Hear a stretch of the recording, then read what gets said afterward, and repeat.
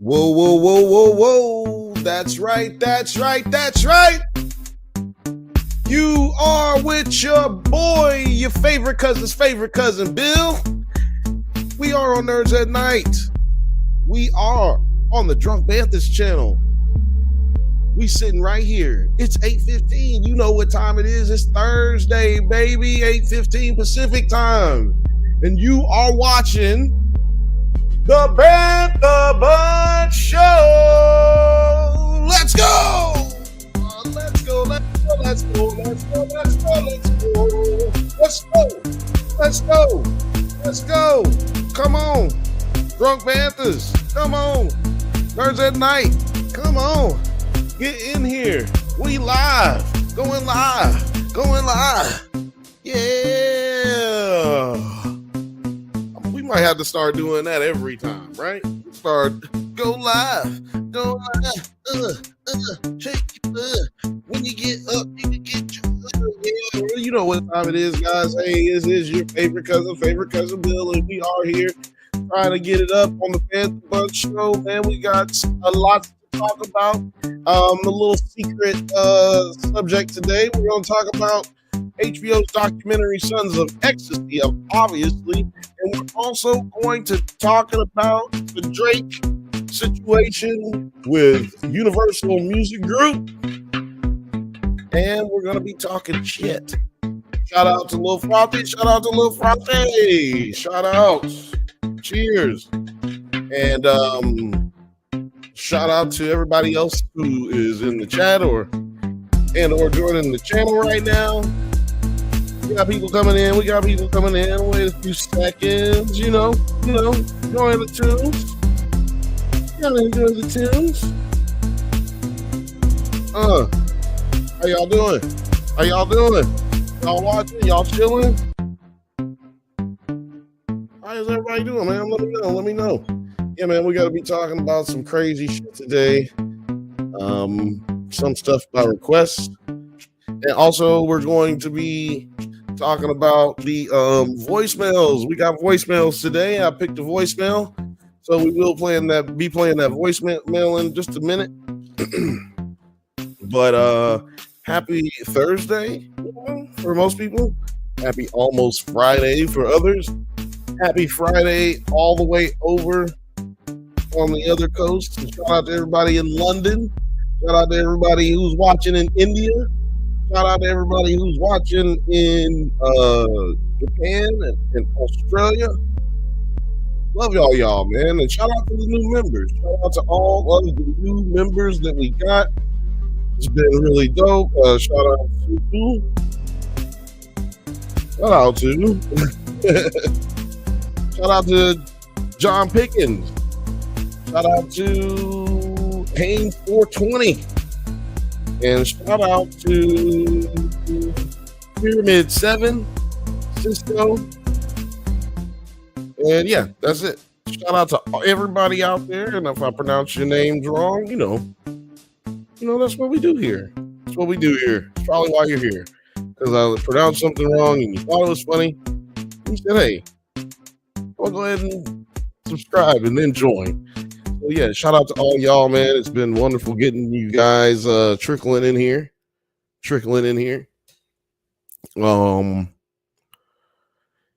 Man, first off, I gotta tell y'all, I've been really struggling this week to find something to talk about because I didn't really focus on like really hard on it until like Monday.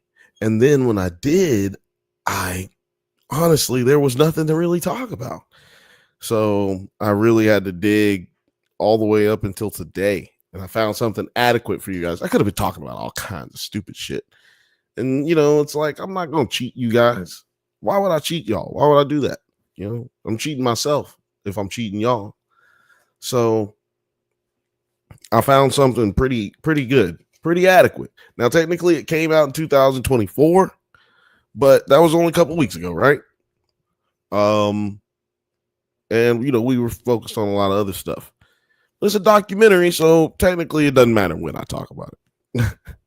But yeah, it's HBO's documentary, Sons of Ecstasy. You can see it on Max if you got Max, and then you can watch it on HBO if you got regular ass TV. You know. But yeah, shout out to that show because that what do you call it? Documentary, because I would not have anything to talk about otherwise. What was I about to do? Oh, but I cannot do today's show without my guest host or my co-host and producer Penny, producer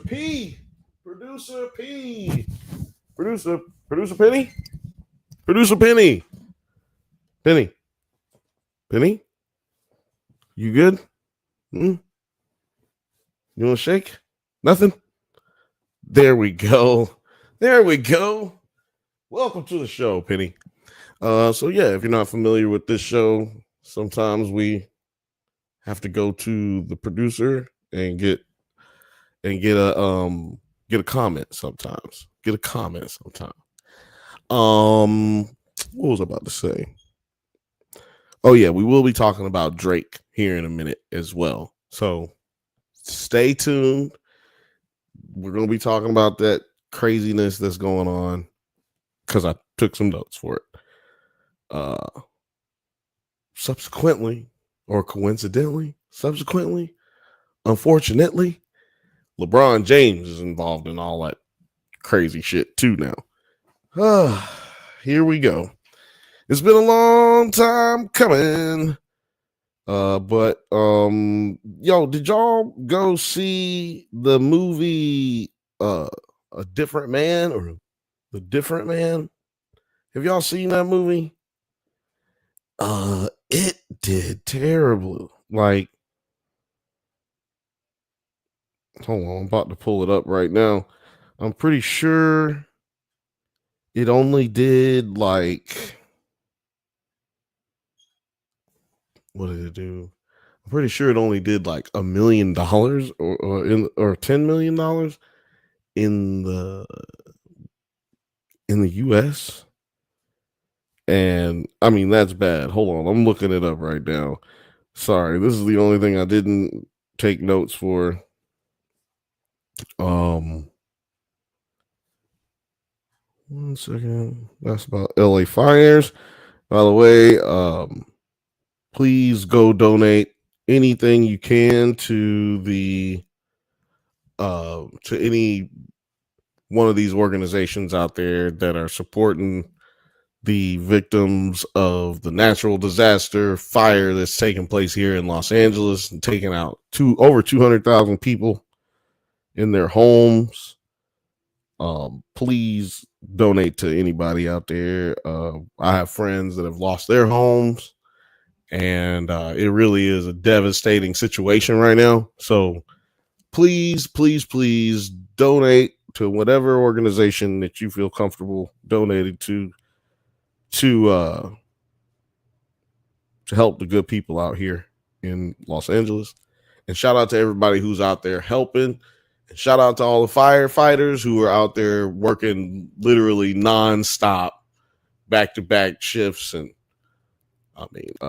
yeah, shout out to you guys. And all the firemen who have come from out of state to help us out. Appreciate you guys. Y'all are killing it right now.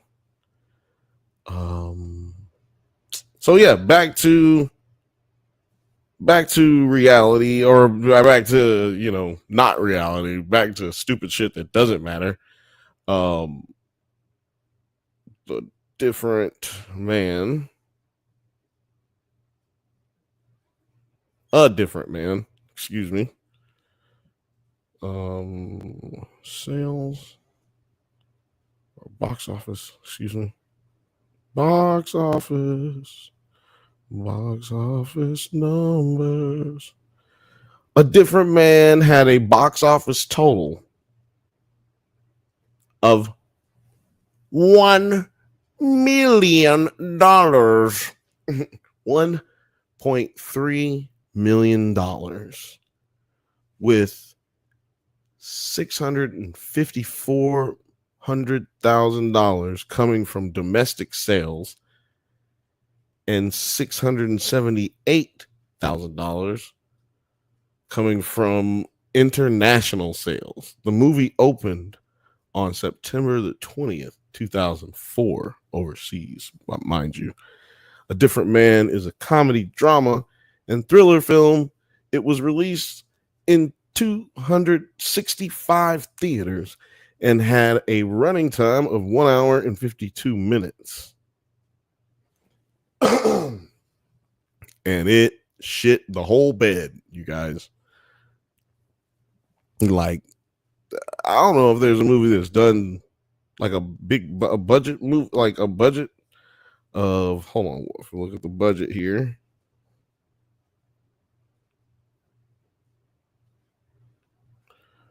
I know that the budget is not going to be good.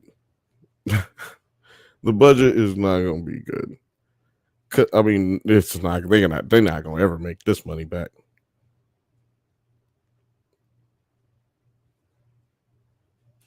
It ain't gonna tell me. It's sometimes it's hard to find the name, like the budget for stuff like this, because they don't want you to know how much they lost.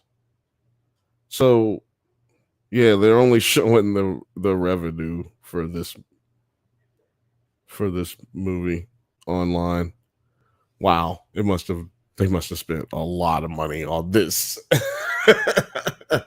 But A Different Man is about Robbie Williams. You know, he's an international fucking star. So it's really hard to, just take that in as a person who grew up knowing who Robbie Williams was, and like realizing that this dude is like basically just either he's just so irrelevant that nobody would go see the movie, or wait. Is that the wrong movie? I think I'm thinking of the wrong movie. No, I think I'm in the right movie. The right movie. Anyway, yeah. It was a bad movie. So I just wanted to point that out. Because we gotta shit on movies sometimes here. This is kind of a part of our job sometimes, and it was really impressive how bad that one was. I forgot to shout out people on Nerds at Night. Shout out to all the people on Nerds at Night. Never really get to talk to you guys much, but let's see here. Oh, I guess we don't really have any members on Nerds at Night, but shout out to all the new subscribers. Appreciate y'all, man. Shout out to all y'all. Love y'all. Feel like sometimes I'm not talking to y'all as much, but if you guys know, if you guys don't know, let me tell you, I am talking to everybody, not just drunk Banthas. So join me. Let's see here. Gers and Purrs, books, Gers and Purrs. What's happening? Gers and Purrs says, "Hola, all love the Bantha beanie." That's right. Appreciate it. If you go in the description, you can go find you one of these. You guys, if you're out there, go out there and get you some of this merch. I'm not the only one who has it. You can go out and get you some, man. People love the aprons for some reason, but we got thermos, we got hats, we got a new baseball hat, I think it is, or a trucker hat. And then we got what was the other thing? Oh, we got t-shirts. We got a lot of stuff for women. And things change seasonally. So last year we had the crop top sweaters and crop top shorts, but it's only seasonal. So you got to make sure you go in there and get it in there. And we also be having discounts, like up to 30% discounts over there, and free shipping for certain deals. So go on over there. Links in the description down here. But yeah, If y'all don't mind, I'm gonna have a sip of something, and then I'm gonna have another sip of something. You know. So yeah. We're still good with the fires over here, by the way. But shout out to everybody who's listening. Here we go. Time to talk about HBO's documentary, Sons of Ecstasy. Sons of Ecstasy. Yeah. This show was about, well, this documentary was about Sammy the Bull Yavano. You know what I'm talking about here? Talking about a real gangster. All I ever wanted to do my whole life, I always wanted to be a gangster. Sammy the Bull was a part of the Gambino family in around the late 70s, early 80s. And he was involved in 3 mafia wars in which he murdered over 19 people. Okay. Now, if you're of a certain age, you probably known this shit for forever. If you're interested in these types of things. But if you're not familiar, Sammy the Bull and John Gotti had a falling out, even though they ended up winning this game, this mafia war, and elevating to the top, becoming the true boss. John Gotti became the true boss of all of New York's mafia. And then that would make Sammy the Bull his capo, his number one, right? And in that position, he unalived a lot of people, man, a lot of people, and beat down who knows how many people he beat down,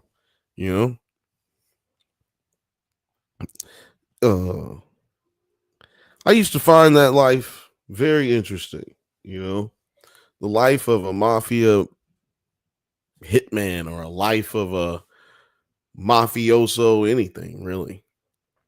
What would it be like to be a boss of thousands of people who not only have to like kind of support you, not only do they have to kind of support you financially, but they also have to do whatever you ask without question, with a possibility that they might get to sit at the table one day, or maybe even run it themselves. I don't know. The type of paranoia that's got to create, I don't think that's for me.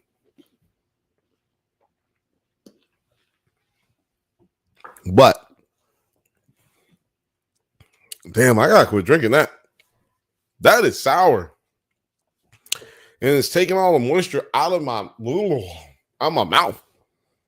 Sorry, guys. That's distracting. Anyway,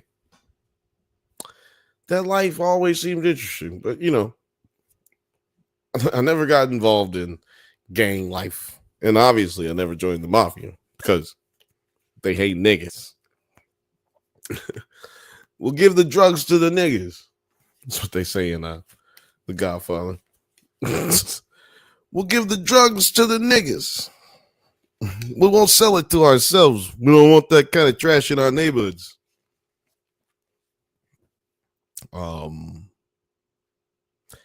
Anyway, the shit gets hot for John Gotti and Sammy the Bull because, like I said, there's 3 gang wars. People in New York are not feeling safe. It's just people dying everywhere. So they say, hey, we got to shut down this this John Gotti guy. He thinks he's the shit. So they get him. They go after him. They get Sammy the Bull to turncoat to catch him in some kind of situation. Can't remember. And he turns over as a federal informant. Starts wearing a wire and then confessing to the police the things that he's done so that he can get immunity. And then eventually he ended up, John Gotti ended up going to jail. And man, he just passed away not too long ago. I believe, but what up, fam? What up, Mark? What up, Fifth Bantha? Fifth Bantha's up in here. Shout out to Fifth Bantha. What happens if I do this? Ooh. Okay, go backwards. Oh, that's nice. That's nice. You guys can see my belly. Ooh. That's dead sexy. I'm dead sexy. Is this distracting? Who cares? And if you don't know what this is the Drunk Banthas 2020. 2020. Drunk Banthas 2020. That's because 2020 is when we started doing this shit, man. I know. You think we'd be famous by now, right? But we're not. Fifth Bantha says, watch that whole thing. You weren't lying. It was wild. Yeah, this is a wild show. I mean, guys, I'm gonna probably keep calling the show on accident, but it was a wild documentary, guys. I'm telling you. But anyway, let me get to through my preamble, okay? My preamble. You're gonna hear me do a lot of bad New York accents, a little Staten Island over here, because I've been watching this fucking documentary all fucking day to fucking help you guys. So anyway, when Sonny the Bull snitches, which, by the way, he snitched because they were gonna kill him. They played him some like tape of John Gotti saying he was gonna kill Sonny or Sammy and blame everything on him. So anyway, so he snitched. Sammy snitched, took the deal, and ended up being in witness protection for just a little while. But after that, he ended up going to Arizona because like his witness protection only lasted so long. And as you can imagine, he had what you call a hit put out on him. He had a warrant issued by the mafia. And when you have one of those, they don't bring you in. They put you out of your misery and or happiness. Basically life. You exit your body. You die. Okay? They take you out to the desert somewhere and put you in a hole or just leave you for buzzards. Buzzards take care of evidence better than almost anything in the world. Buzzards. But anyway, that's dark. I guess that's dark. I guess this whole thing's dark. Anyway, so he moves to Phoenix, Arizona, actually. And at this point in time, Phoenix is like way slower than it is now. And Phoenix is not a like boom, boom, boom, boom action like Los Angeles or New York City or like even Chicago. It's not like pop, pop, pop, busy going zoom, zoom, zoom type shit, I don't know. I'm from the South. I'm from Alabama, and Alabama and Georgia, we use sounds to explain things. I don't know if y'all know what I'm saying, but all you got, you know what I'm saying? You know what I'm talking about? So anyway,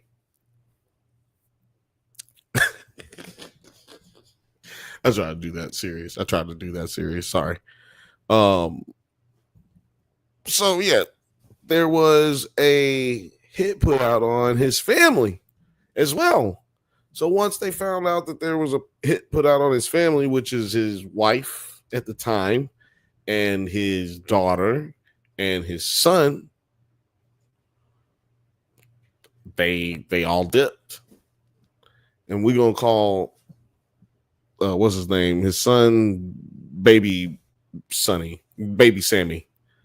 Scott Walker said, "G'day from Melbourne, Australia. What up, Melbourne? What's up with what's his name? Bobby damn, there's this musician from Melbourne that I used to know as Bobby B, Bobby Z, Bobby or B-side, Bobby B-side. Yo, what's up with B-side? Y'all know who B-side is? Scott Walker. He's a R&B singer. I think he's a white dude. Pretty good though. Fifth Bantha is responding to Gers and Purrs saying, "What up?"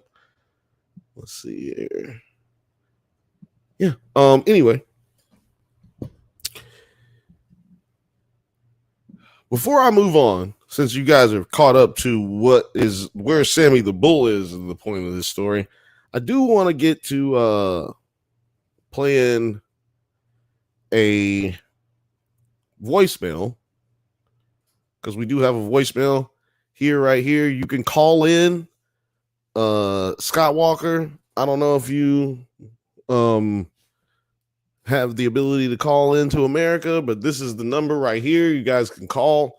I'm going to play one of the voicemails right now, but you basically just call 323-680-4101. That's 323-680-4101. And then I'll play your whatever you got to say. You say whatever you want to, man. You hate America. You love America. You hate Trump. You love Trump.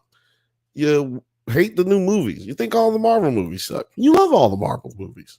You hate Star Wars. You hate my hat. You think my breath stinks. It doesn't. I'll just save you the time calling.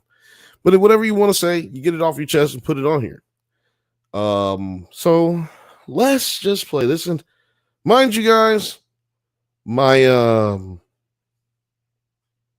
soundboard is broken. Like the little production gear that we have is broken, so I can't really play it with great quality like before, but I'm working on that. But I am going to be able to play it. Scott Walker said, "Yesterday I went to my local shopping center and there's this new place they do actually. It's so cool. It's this new place they do actually. It is so cool that it is what the Vikings used to do back in the early days. It's one of the coolest things ever." Well, what is it that they do? Let me know what it is that the coolest thing is, and then we can talk about that. But let's go to our voicemails, man. Somebody tried to call me the other day. It was some spam.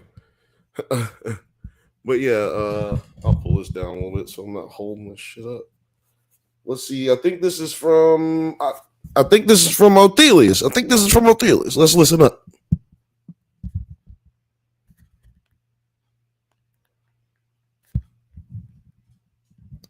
Oh, for some reason it's playing through the Bluetooth. Give me a second, y'all.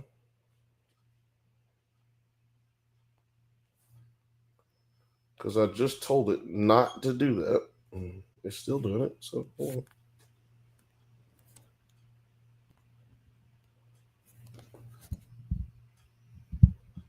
What the fuck? I'm talking about like all the hip hop shit that's been. All right. Hey, what up? It's Othelius. Hey, real quick. On talking about like all the hip hop shit that's been going on, bro. Honestly, low key, and I know it's gonna sound crazy. I'm kind of okay with the East Coast West Coast beef restarting. Now I know it sounds crazy, but let me cook.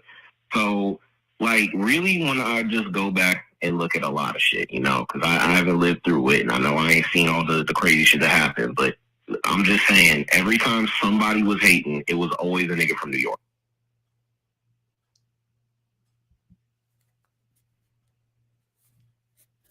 For some reason, it stopped right there. I'm loving this premise so far. And they went out to be some of the like hot Snoop Dogg and Dr. Dre for the crime. Oh. It was always a nigga from New York. Like, think about that shit. Bone Thugs and Harmony going up, accepting a reward for like East 1999 classic food. Okay. Snoop Dogg and Dr. Dre for the Chronic classic food. All right.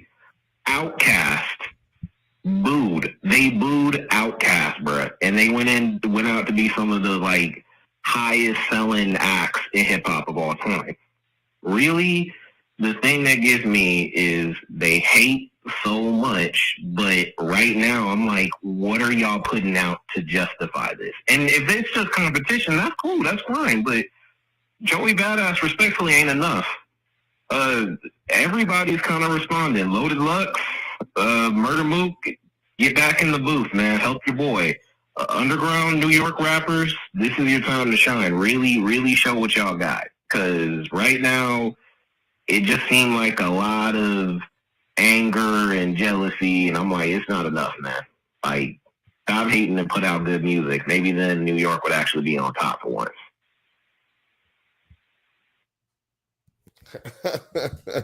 You know what? You gotta get a what you call it, Othelius? You gotta get a what do you call it? A sign off. Because you just preached to him, man. You just preached that shit. Well, look, I'm gonna get. Come on, camera. I'm gonna get into that a little later. I'm gonna touch on some of that a little later, and I'll replay it for continuity purposes. But anyway, that has been the voicemail segment. You can also leave your voicemail if you feel like it. Again, the number is 323-680-4101. It's 323-680-4101. 323-680-4101. It's right here in the bottom of the crawl. It always is every day right here. I mean, every Thursday right here at 8:15 p.m. on the Bantha Bunch Show. Pacific time, by the way. Pacific time. So anyway, the Sons of Ecstasy. Why is it called the Sons of Ecstasy? It's because once the son of Sammy the Bull, I think his name was Julian. Once the son of Sammy the Bull moved to Phoenix with his sister and his mother, they first of all, they dug up all of the money that was buried in the backyard. They moved to Phoenix, like I said, and they didn't move in the same house as Sammy the Bull because Sammy was worried that, somebody was going to come and try to whack him, and he didn't want to put his family in that kind of jeopardy. So Sammy gets there and he starts, Sammy Jr. What is his name? Sammy the Bull. Gerard Gravano. So yeah, Sammy the Bull's son is named Gerard Gravano. Sammy the Bull Gravano, son. Let's see here. Fifth Bantha said Othelia's preaching that on that voicemail. Little Frothy got height when he said she got big eyes when he said the West Coast East Coast battle needs to start back. And then West Coast, Little Frothy said West Coast is the best coast. Scott Walker said, does this new place at my local shopping center need to axe throwing? Oh, that's what I was trying to say earlier. It was so cool, as one of the coolest things I've ever seen. Yeah, the I'm not going to one because sometimes they don't sharpen the shit right, and the shit has bounced back and hit people, man. But maybe y'all are better at shit than we are here in Australia. People are almost better at everything now than we are because we're lazy. Not gonna lie, we're a little lazy. Who cares? Drunk Bantha's channel. Subscribe, like, and subscribe. Nerds at Night. Like and subscribe. Talking nasty to you right here on the Drunk Bantha's channel. Bantha Punch Show every Thursday, 8:15 p.m. Like and subscribe. Please don't unsubscribe. Please wait, don't leave. So Scott Walker says, I'll try and say it one more time. There's a new place at my local shopping center where they do axe throwing. It was so cool. Now, a new passion. You got it, bro. We understood you. We got it. I mispronounce shit all the time, say shit backwards. I'm a little dyslexic. Like, I'm 3/4 dyslexic. You know what I'm saying? And then I got a speech impediment, like 15% speech impediment and about 90% intelligence, baby. Yeah, fuck all that bullshit, baby. We nerds out here, baby. Anyway, send me the bull. Gerard got bored in Phoenix, man. Gerard gets real bored in Phoenix. I mean, he's got to be kind of on his toes about fucking, possibly getting whacked. He's like not in school. I think he's in his early 20s. He just got out of culinary school. Things are like contrary to popular belief, his son wasn't like a gangster. He wasn't in the life.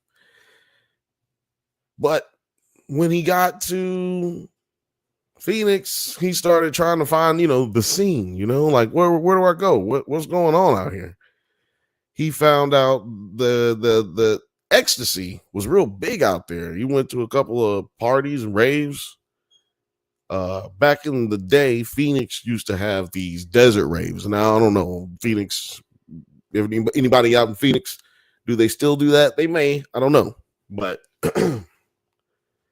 back in the day, around the time, Ecstasy started popping over here, they were coming from Holland, basically, for the most part. Like 90% of the circulating Ecstasy at the time was coming from Holland.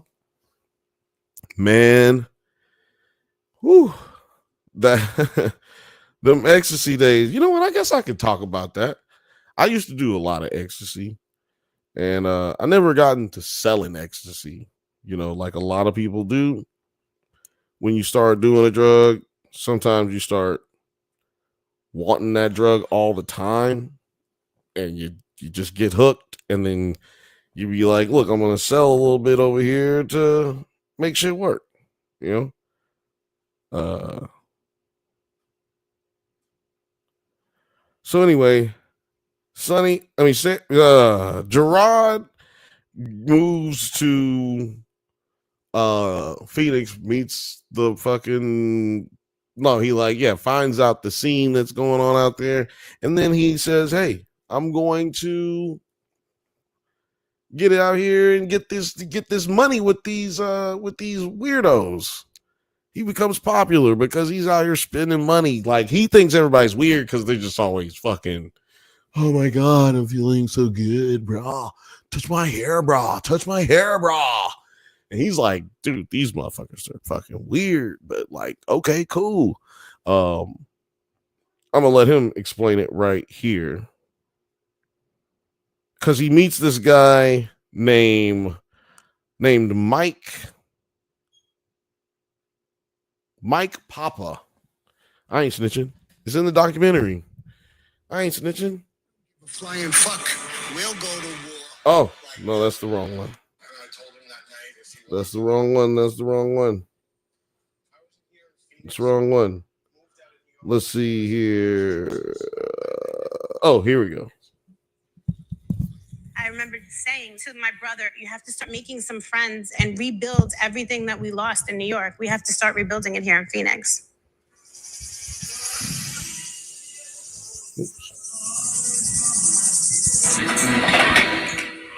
One night My restaurant. A friend walks in with this charming guy named Mike Papa. He's from Long Island. He's Italian. He was a good-looking kid. He was very articulate. I was told that he was going to ASU. He was a med student. He walked in and sat down, and he plops down $1,000 on the desk. I said, "What is that?" He said, "It's a gift. I want you to have this from me, but I want you to come out with us one night." So I said, why not? I took the 1,000, I put it in my pocket. Next night, I go out with him. We walk into VIP. The bouncer gives us this table. He puts a bottle on the table. Everything is on the house. You should be very, very concerned if a guy walks into your restaurant. So I guess I forgot that part. I did I led you into it a little bit, but I forgot to expand on it. Gerard has a restaurant because Sammy bought him a restaurant because Sammy said, "Look, I'm out here. I'm not changing my name. I'm not doing anything different. I'm going to start some legitimate businesses and I'm going to live my life." So Sammy built a restaurant for Gerard to own because he went to culinary school. So he had this guy, Mike Papa, comes into his restaurant with a friend of his on off hours and offers him $1,000. Y'all don't think that that's weird? Do y'all find that fucking strange or no? Because I think it's fucking strange. Fifth Bantha says, "I was there when you did a lot of X, but I did too, so I can't judge." Yeah, man. This kind of was funny. This shit was kind of funny to me. Like, I know a lot of people's lives have been affected in bad ways from ecstasy. My life was very shortly affected in a negative way. But don't trust nobody who's just coming up and lay you $1,000. This dude could be like this dude could be a plant. He could be an FBI informant. He could be he could be a hitman from New York sent to knock your ass off because they found out where you are finally. I mean, I don't know. You never know. But yeah, here we go. Who doesn't want to go out and pop bottles? We came from a lifestyle like that in New York. Anything we wanted, we got. It's like that life that was ripped away from us just started coming back. At that point, I became fast friends with Mike Papa. He's very popular in town, in the club scene, and everyone knew who he was. And so going to these nightclubs, I started to notice he was selling ecstasy.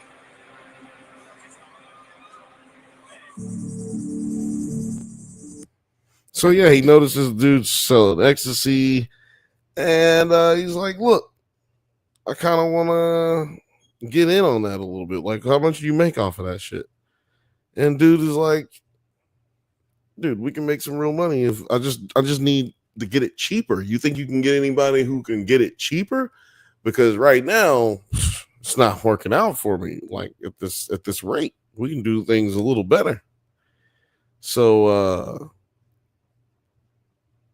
what happens is Sammy gets mad. He gets wind that he's trying to sell drugs, and Sammy gets mad. Like, "Hey man, this is not the life I want for you. I want you to do better." But he kind of gets mad because he's like, "Look, you did your life." Gerard gets mad because he's like, "Look, you lived your life. I never criticized you for killing people and leaving us high and dry and having hits put out on us because of the way that you dictated your life. Don't tell me how to dictate mine." Kind of makes sense, but also he's trying to save you right now. You should be listening to the guy who went through all those things because he's making sure it doesn't happen to you. But dude was young, so I was a hitman. I was a dad. Oh, he's talking about his time being a dad. Who cares? No. So anyway, here we go. We can do so. Listen. Okay. So yeah, they had this pissing contest, like they were gonna go to war, but he was like, "Fuck it." I went to New York. I think I got like 30,000 hits of ecstasy.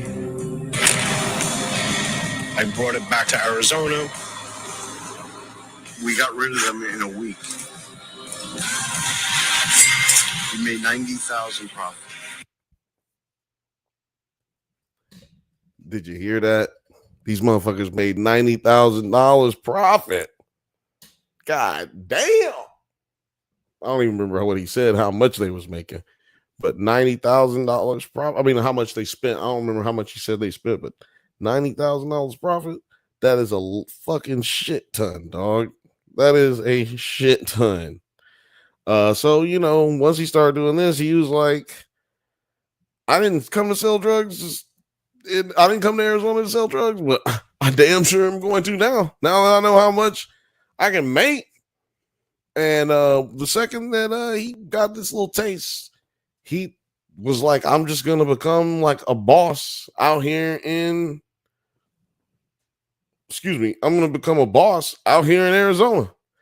But he knew he had competition because there's people who are already doing ecstasy out here, right? Like, so he ends up coming to this problem. Me about some guy that's undercutting us, and that his prices were considerably lower, and that we would not be able to compete. And that's how I learned about the rave scene in Arizona. There's this whole underbelly, this whole lifestyle of people that once the clubs close, they're in the middle of the desert having rave parties. And the person who threw these raves was a guy named English Sean. He controlled the ecstasy trade in Arizona. So yeah, English Sean, if you didn't hear that, English Sean was the guy who, you know, like he said, controlled the ecstasy in Arizona. But he was pretty simple dude, this guy, English Sean.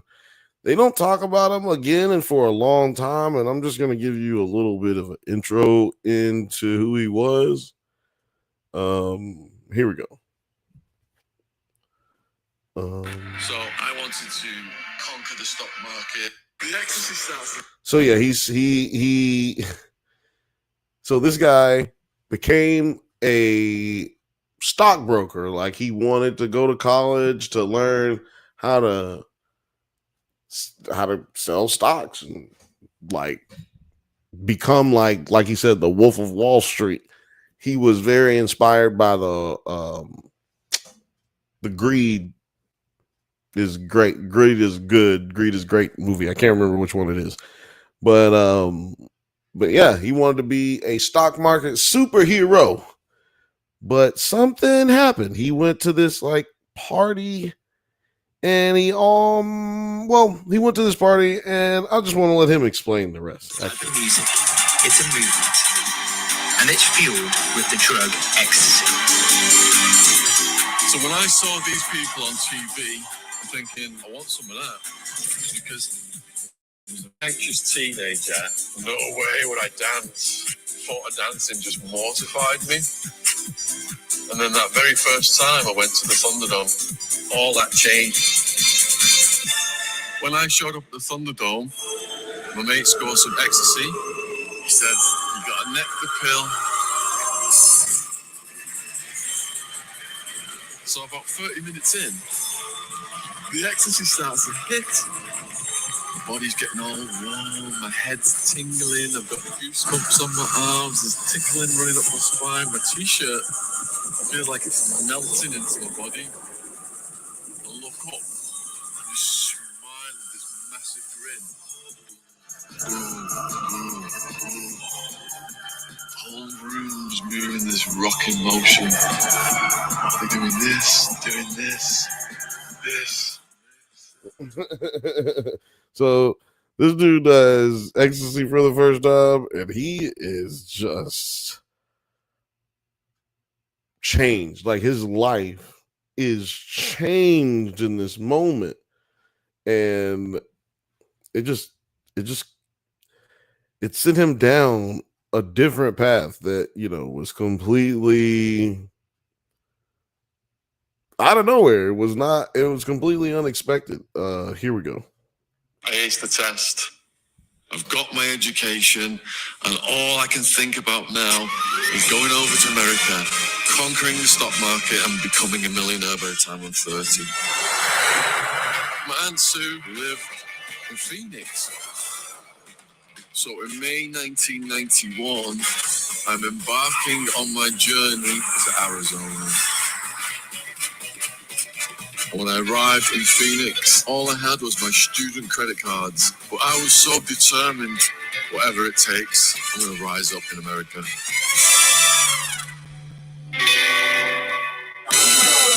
My first 2 years in Phoenix was a penny stock brokerage outfit. I'm barely making ends meet. I'm running out of money on my student credit cards. But as we get to years 3 and 4, I start becoming the guy who's getting the most leads. And my commissions are going through the roof. By 1996, I'm the top producing stockbroker. My commissions for that year were over $500,000. So yeah, you can tell this guy, he just starts making bukus of bucks, comes over to the US just killing it, right? He's got that hunger, he's got that drive. He just can't sit back and just be like a quote unquote regular guy. Like, he's here to dominate, become the best of the best. Well,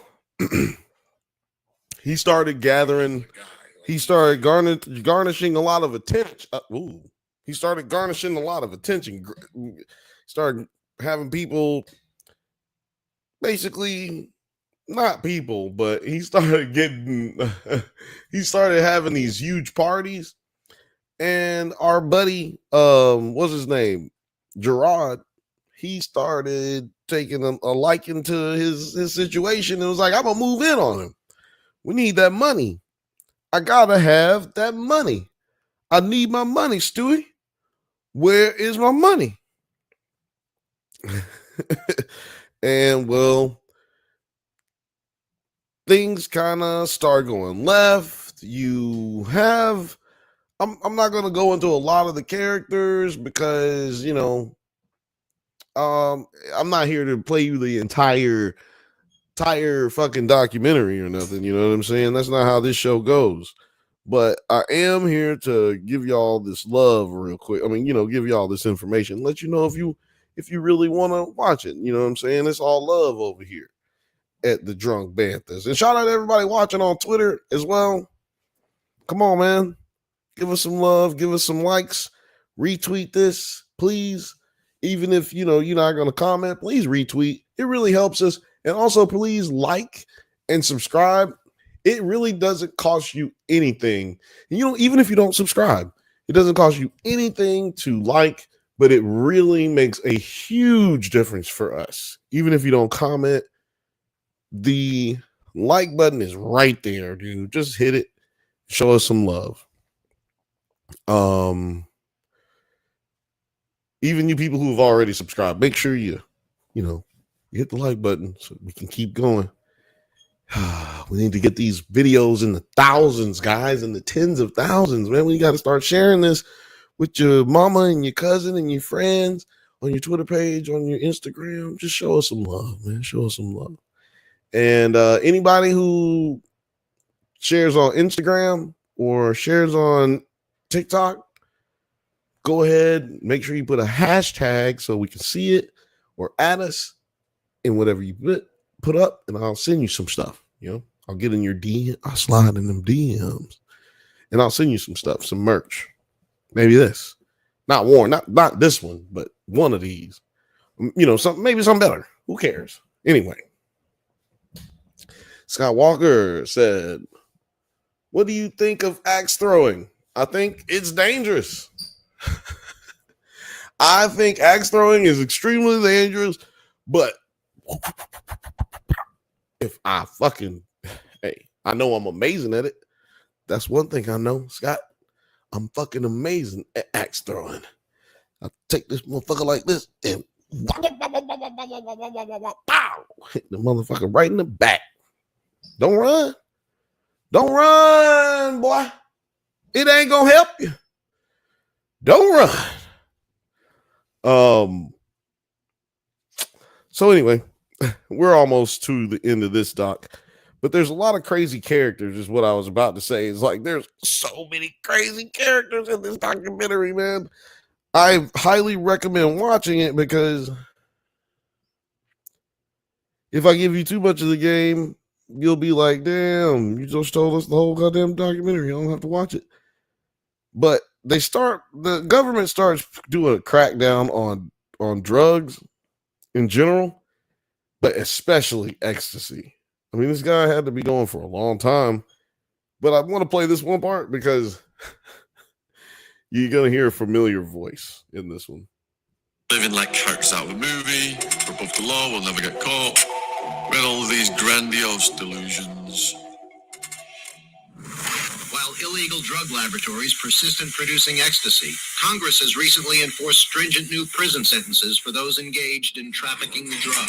There's no doubt about where these raves are. In the middle of the desert. Arrest the promoter. If you're not familiar with that voice at the end there, that was Congressman at the time. Oh, no. Was he Congressman? For those engaged. No, it was Senator at the time, Senator Joseph Biden, who is now president of the United States, about to not be president of the United States very soon. So Biden has always been, but like before he was president, he's always been known as tough on crime and tough on everything that you feel like he shouldn't be tough on right now. Yeah, so that's why a lot of people don't fuck with Biden, but neither here nor there. I just wanted y'all to hear that part because I thought that shit was, funny that they put him in there. But yeah, they had some moments where this could have gotten very seriously violent. It went from this guy, English Sean, having fun, just trying to sell a little dope so I can make some money and I can fucking, keep doing dope, man. I want to live this life. Like ecstasy changed his life in a way where he just wanted to keep being a part of the party. And the fact that he could be a part of the party and have this stockbroker job and really just keep fucking killing it. Like, it doesn't matter what I do, I'm never going to get caught. Like he just said it earlier. Like he was like, I'm never going to get caught doing any of this shit. It's easy. It's easy money. Long story short, Sammy doesn't want his son to keep selling drugs. And he talks to him, begs him to stop. But he won't stop. He's like, I thought I told you that we won't stop. I thought I told you that we won't stop. I thought I told you that we won't. So he said. Well, long story short, and you can spare you the details, or you can go check out the details on your own watching the documentary. But he gets snitched on, does Gerard. He gets snitched on, and it's not good, man. Well, it's never good when you get snitched on, but this was a situation where his buddy Mike, man, guy who threw $1,000 down, and all of a sudden was your best friend, goes down that way. You're sometimes. running this whole show, and I think my reply was, "I'm just a working man like you, Sam." Oh no, that's the Sammy the Bull line. So yeah, they ended up arresting Sammy and Sammy's daughter, and they ended up arresting Gerard based off of the snitching of this snitching dude. Snitch ass nigga. Trying to get to the snitch part where he starts snitching. I don't know why. I had the shit written down. Oh, here we go. Here we go. Yeah. See, Mike gets caught. He just fucks right up. away that we want this guy, we want to prosecute him. Sammy the Bull was the money behind the operation. Mike Papa was definitely the face. Mike, here's the gig. You were going to jail for a damn long time. If all the charges we've got against you hold up. We know who you were involved with. We know who was directing this whole thing. Do you understand what I'm saying to you? All right, we're going to give you an opportunity to pick what team you're going to work with. And just so you know, your mother's going to get arrested today, too. When I look at that, that's bullshit. And that's a threat.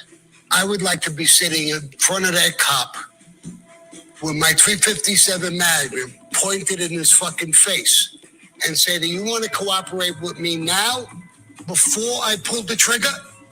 He will be number 20. Damn. Sammy the Bull said, I'd kill that motherfucker right now if he was sitting right here in my face. Stupid motherfucker. I'm not trying to be a hard guy. I'm just simply telling you what the facts are so you can make a decision as to what you want to do. I want to cooperate with you, but at the same time, I want a lawyer. This kid, he broke before he got in the room. He didn't even get a slap in the face. Mob guys in New York, you got to kick their balls around a little bit for them to break. When you're facing a slap in the face, take the slap, motherfucker.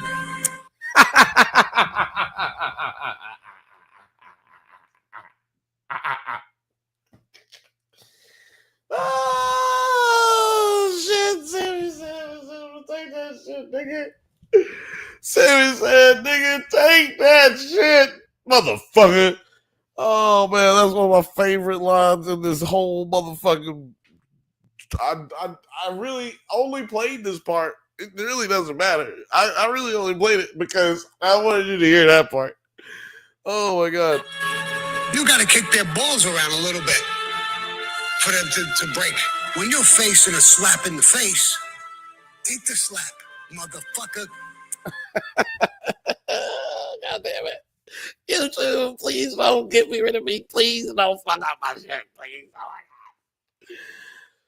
Oh, man. The Drunk Bantha does not celebrate or condone any type of violence here on YouTube, Nerds at Night. We do not condone any type of violence. Please do forgive us. Please do forgive us. Oh, man. But, yeah. You guys go check out that one. I don't want to ruin the documentary. So go, I don't want to have any spoilers, but please go check it out and, support it. I don't know why I tell y'all to support these things, but I think you'll like it. I think you'll like this one. I'm just honesty is best policy, man. Honesty is best policy. I really think you enjoy it.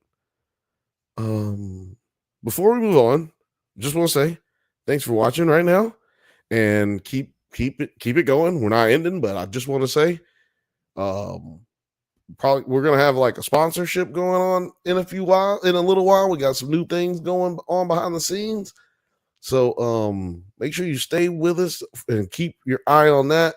And also go over to Nerds at Night and Drunk Bantha's channel and cast your vote. It is that time of the year, guys. That's right. Award season is coming up. And you know what the first award show that really matters is? It's the Drunkies. That's right. The Drunkies. It will be on May the 8th. That's a Saturday, if I'm not mistaken. February. I said May the 8th.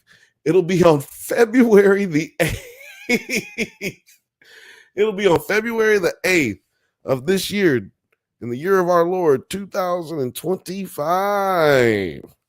Go over to Nerds at Night and Drunk Banthas in the community section and make sure you hit the like buttons, but also make sure you vote. You are the one who controls the votes for the nominees on the Drunkies. We don't control it. Honestly, I hate some of the people that y'all pick and some of the movies and TV shows that y'all pick. I kind of hate them. I think some of y'all don't know what you're talking about, but it's not up to me. It's up to you. You control our channel just as much as we control it. So all you got to do is go over there, pump them votes up. You can even get like multiple. This is what I would suggest. I would suggest getting multiple accounts. Some of y'all got multiple accounts anyway. Just go ahead and get multiple accounts and start voting from different accounts to kind of, you know what I'm saying? This ain't the presidential election, nigga. Vote twice. Shit. Vote 4 times. I would vote 4 times if it was me. But I'm not allowed to because I work here. But yeah, it's the Drunkies, February the 8th, the day before the Super Bowl. That's all you gotta remember. The day before the Super Bowl, the Drunk Banthas will be having a Super Bowl pre-party, and it's called the Drunkies Award Show. Is there anything else that I need to say? I don't know. No, yeah. Check out all the nominees.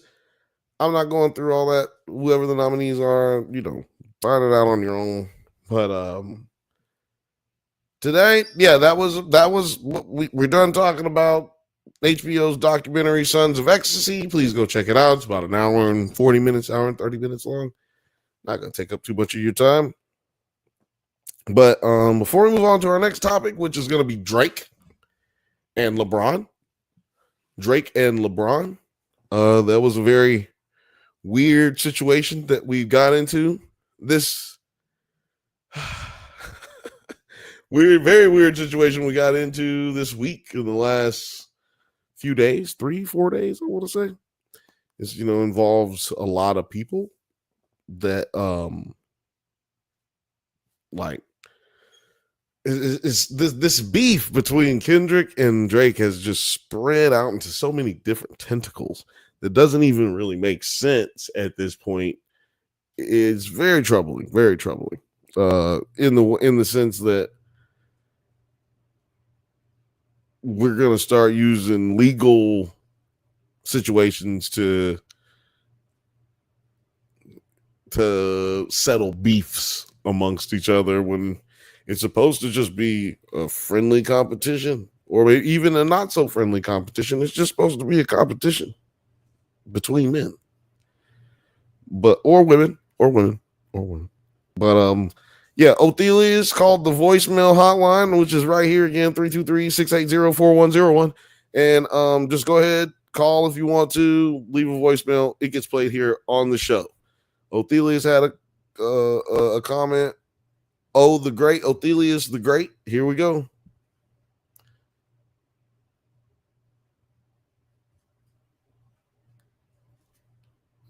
Quick. On top. Hey, what up? It's Othelius. Hey, real quick. On talking about like all the hip hop shit that's been going on, bro. Honestly, low key, and I know it's gonna sound crazy. I'm kind of okay with the East Coast West Coast beef restarting. Now I know it sounds crazy, but let me cook. So, like, really, when I just go back and look at a lot of shit, because I haven't lived through it, and I know I ain't seen all the crazy shit that happened, but I'm just saying, every time somebody was hating, it was always a nigga from New York. Like, think about that shit. Bone Thugs and Harmony going up, accepting a reward for, like, East 1999, classic, booed. Okay. Snoop Dogg and Dr. Dre for The Chronic, classic, booed.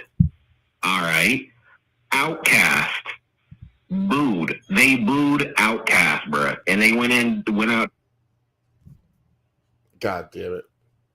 To be some of the, like, highest selling acts in hip hop of all time. Really, the thing that gets me is they hate so much, but right now I'm like, what are y'all putting out to justify this? And if it's just competition, that's cool, that's fine, but Joey Badass respectfully ain't enough. Everybody's kind of responding. Loaded Lux, Murder Mook, get back in the booth, man. Help your boy. Underground New York rappers, this is your time to shine. Really, really show what y'all got. Because right now, it just seemed like a lot of anger and jealousy, and I'm like, it's not enough, man. Like, stop hating and put out good music. Maybe then New York would actually be on top for once. Damn, that's cold-blooded.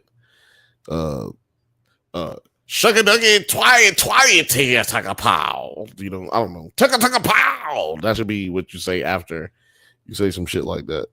turn top to doop doop boo, you know, sabat to tay, you know, something crazy.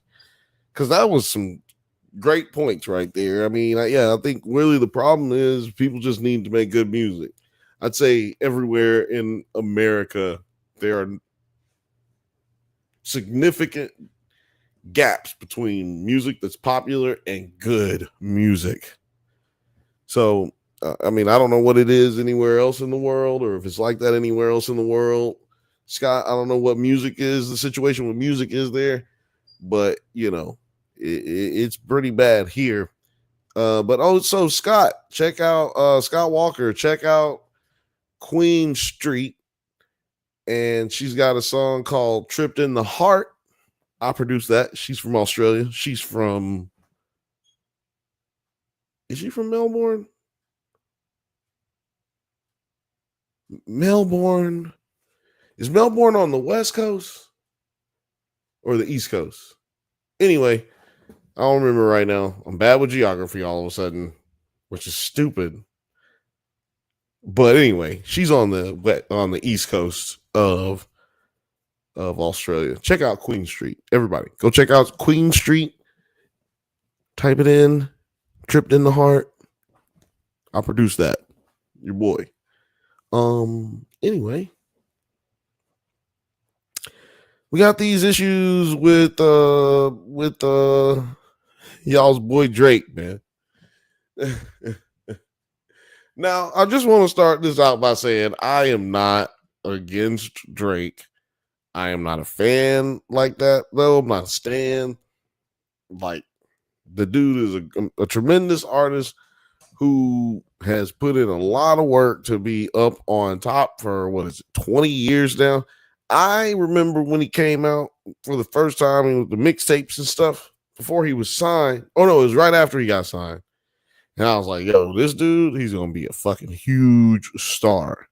Cause nigga is light skinned, he got the little baby hairs back then, you know, like he had a different voice, like a different sound. Nobody really sounded like he did at the time, except me. I'm not gonna be mad. You know, I'm not mad. I'm not mad. Not at all. I'm gonna tell you on that right now. I'm not mad. I'm praise any nigga. I praise that any nigga that's getting money, especially in a legal way. Shout out to you. You get that money. But anyway, as y'all know, there's been a lot of problems with him and Kendrick, which then led to a lot of problems between him and Universal Music Group. So if you guys always hear UMG, UMG is Universal Music Group. Now, why does all that matter? Why does all that even matter? Well, it matters because Drake, Aubrey, what if you start calling that nigga Aubrey Plaza? Oh, shit. What if we start calling this nigga Aubrey Plaza? Aubrey Plaza. That's a good nickname for him, the way he's been acting.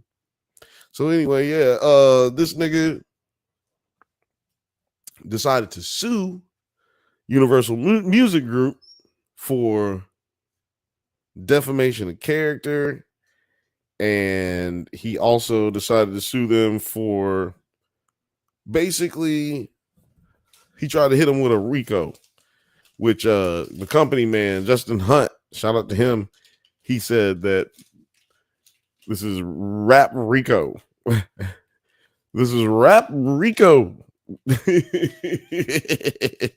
And that's what he tried to do. He tried to accuse Universal Music Group of having an agenda to make They Not Like Us a bigger song than it would have been, so that they could then delegitimize or make his value go down, so that when they renegotiate contracts, they could say, well, Drake, your value's down and blah, blah, blah. And he didn't appreciate that they're promoting a song that calls him a PDF file.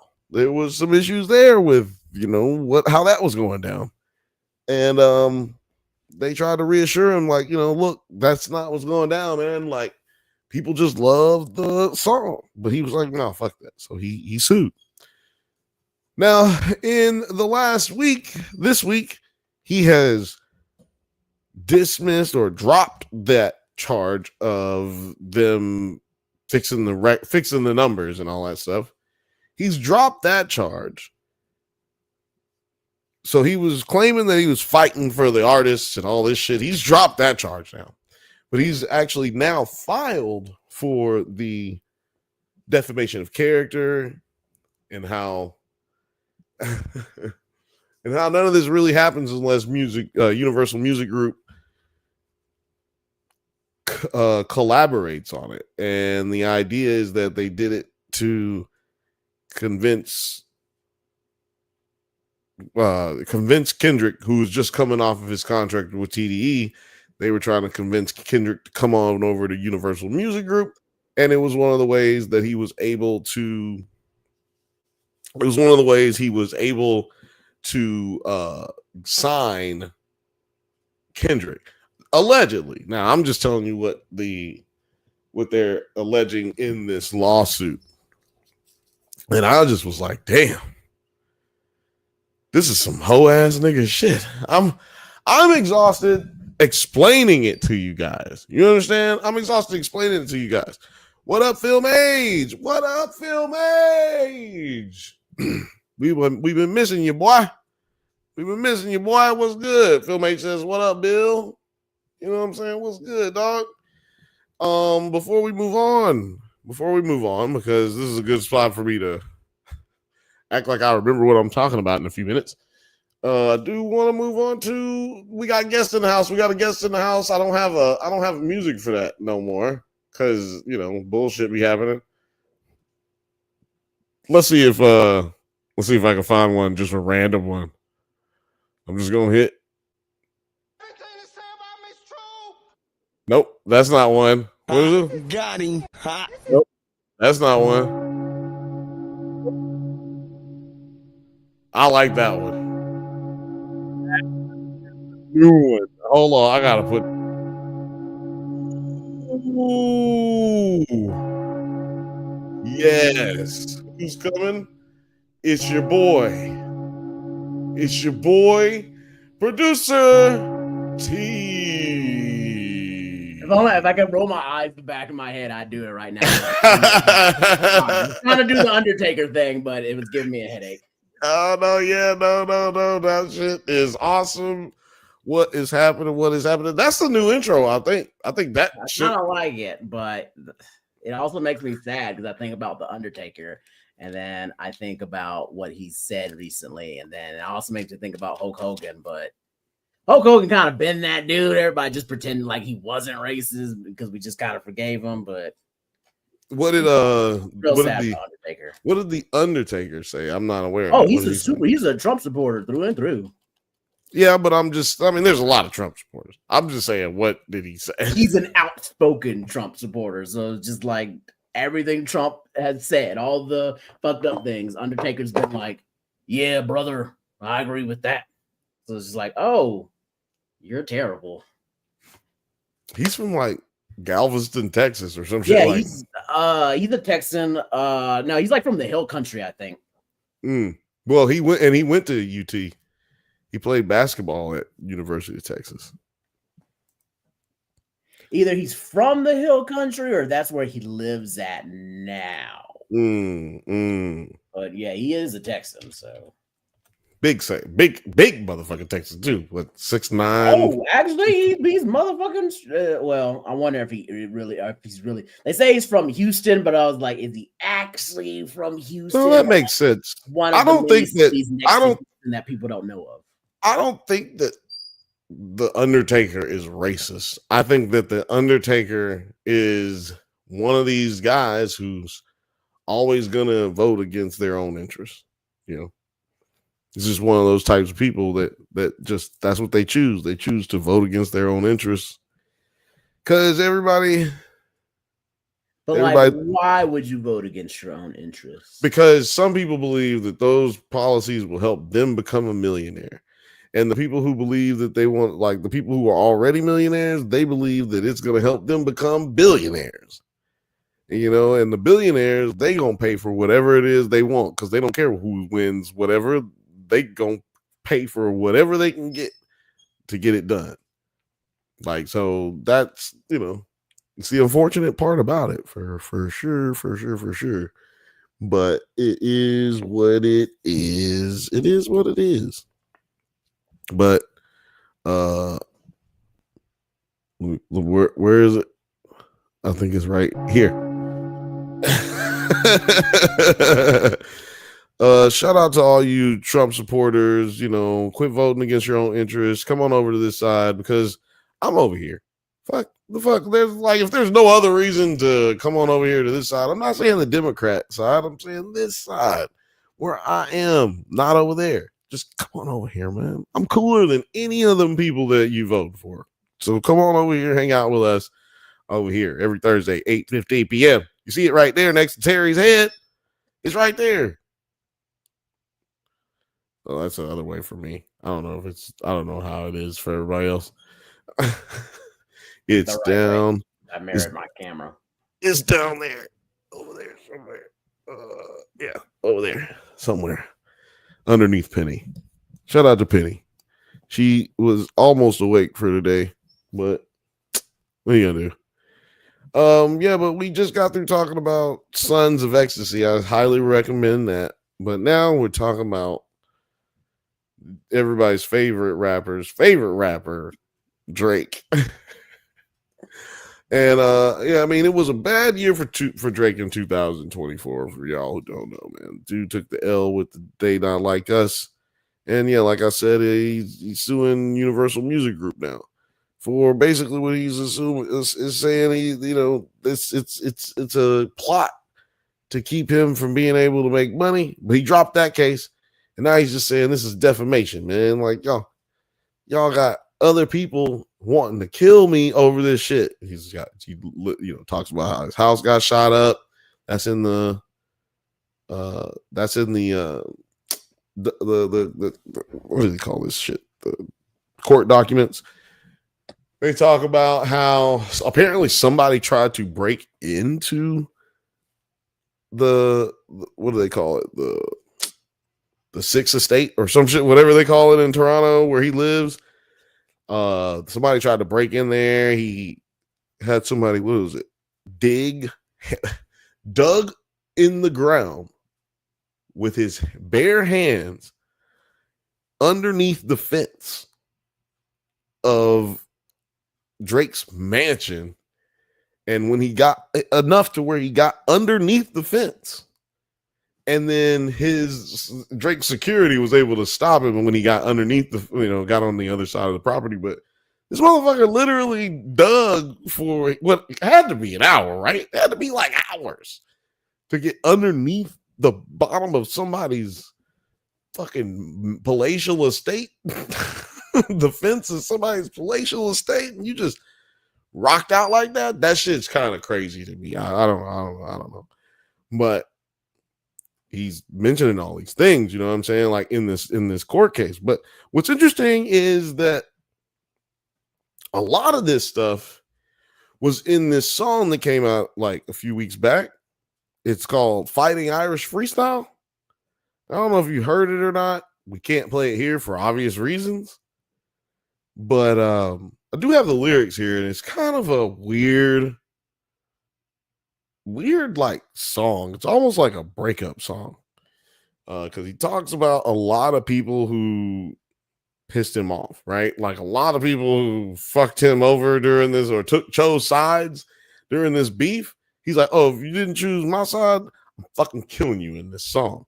But what's interesting about this song is it's mostly directed at everybody's favorite basketball player for some reason. LeBron James is focused on LeBron James. The name of the song is Fighting Irish, and that is the name of LeBron's high school basketball team, the Fighting Irish. It's a Catholic high school, private high school.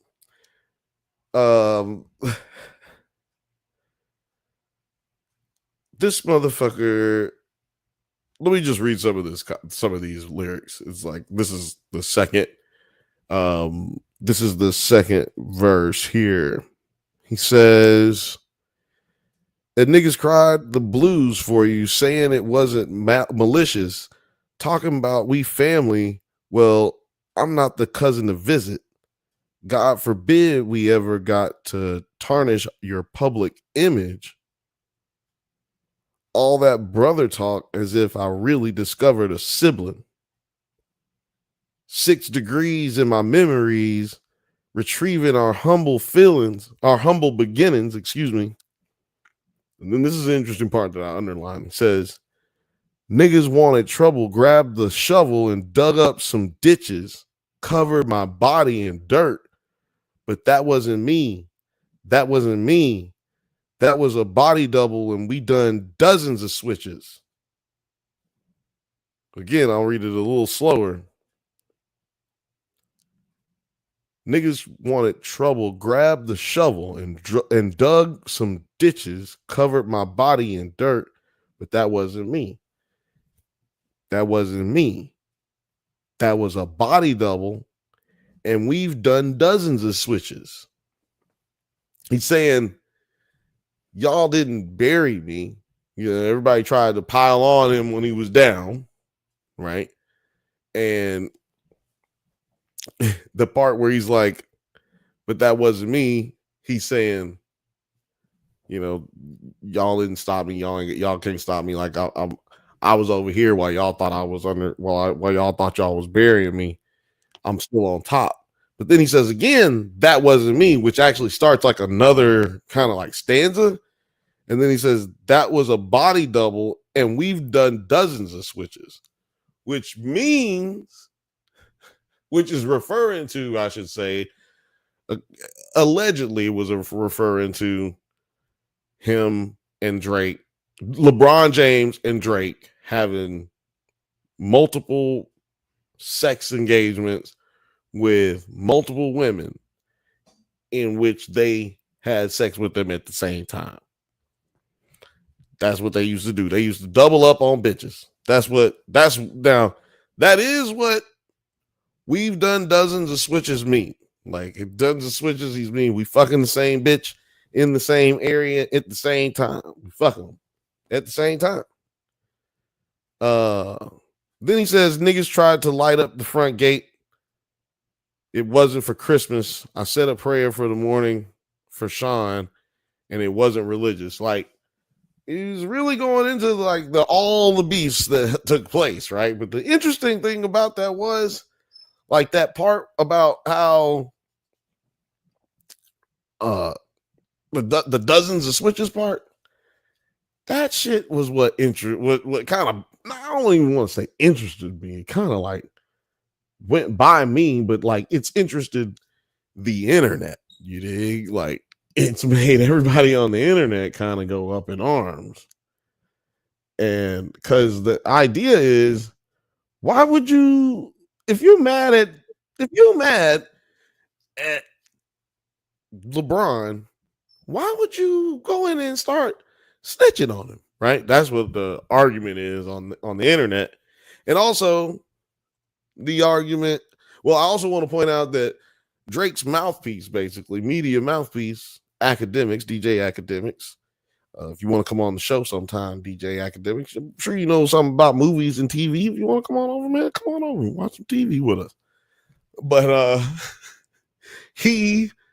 Academics said that, yeah, this is confirmed. The boy is the source. He told me, yes, this song is about LeBron James. And yes, we did used to fuck bitches at the same time. We used to tag team bitches at the same time.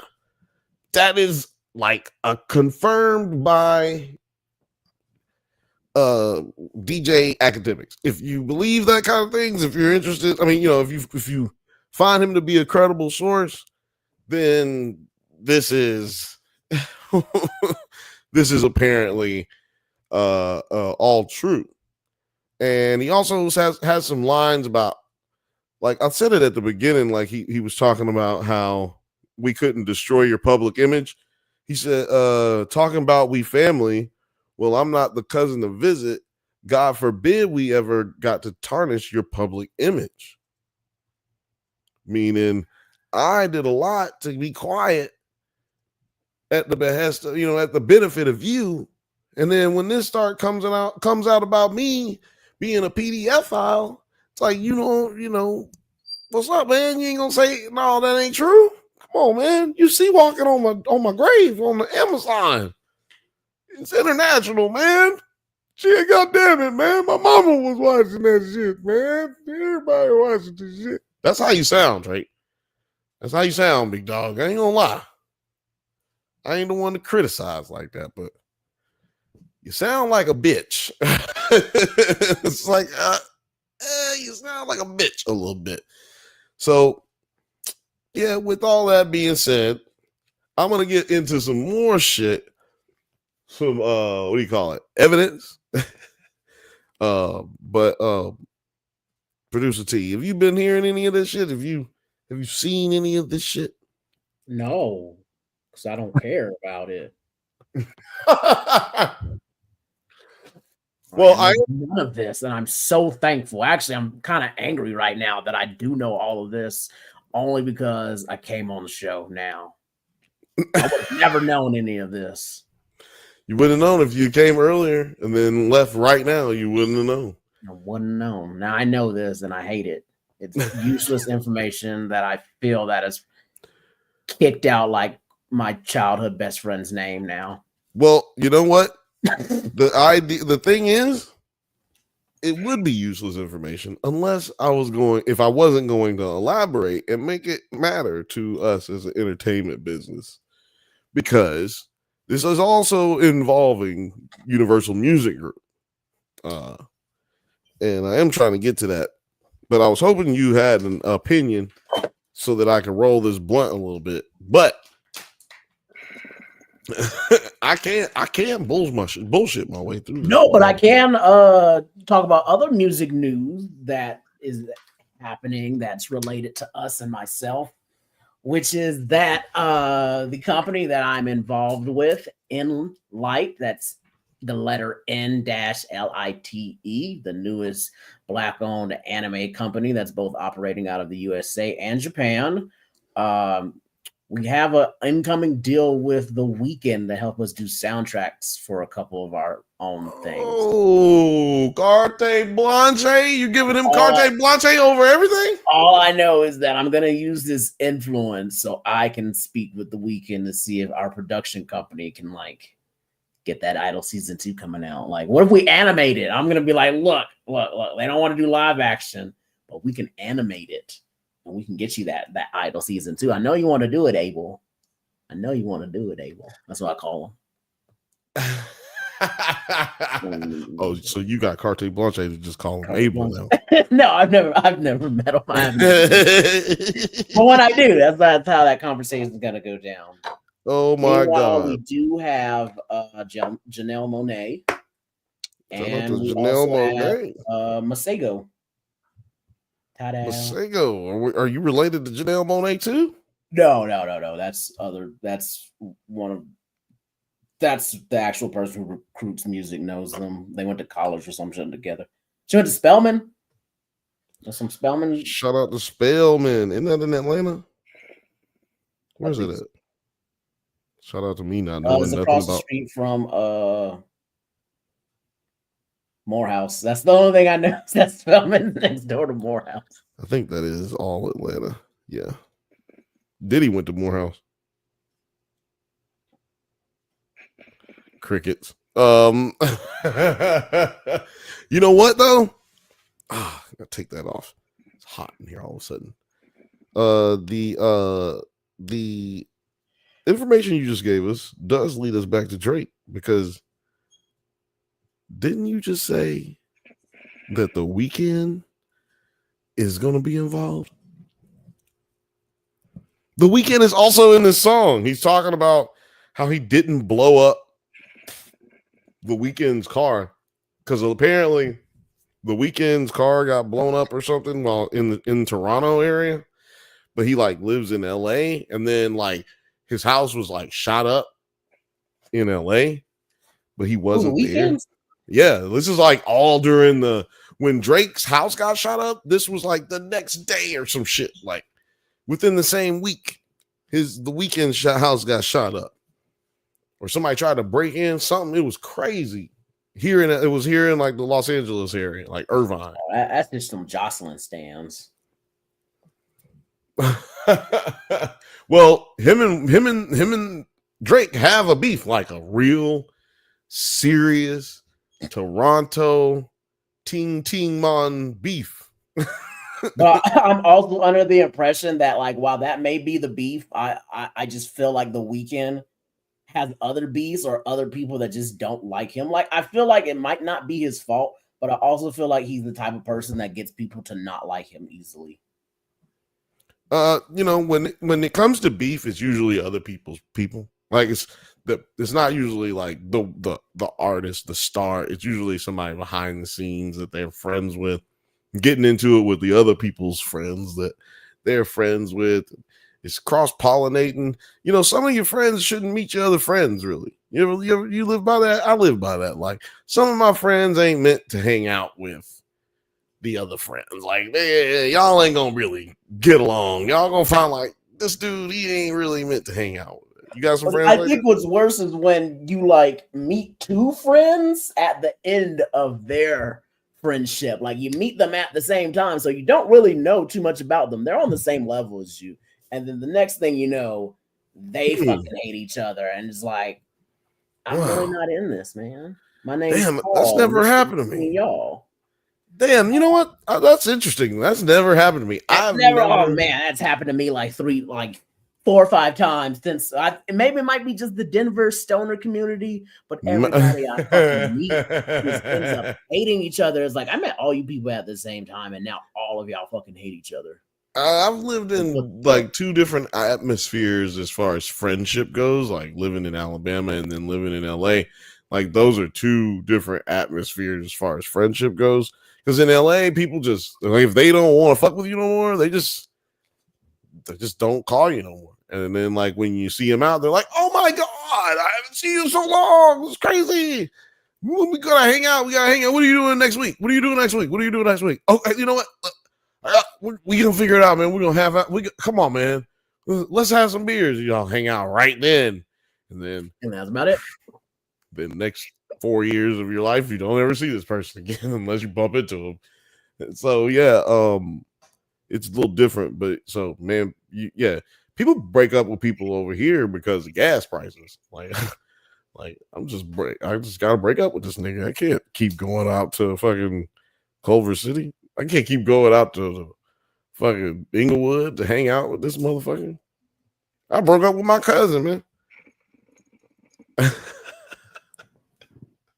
You made that sound so weird, and then I remember you said Alabama. No, man, like, you can break up with your best friend, you can break up with your dude friend. You know what I'm saying? That's what I was thinking. Like, you got a lot of niggas breaking up with each other out there in Denver. Like, you got niggas breaking up with each other. Like, you got them breaking up with each other at a rate that you're meeting them right as they're breaking up. Like, that's crazy. But I was like, you know what? I can relate, because I did break up with my cousin because he lives in Inglewood now.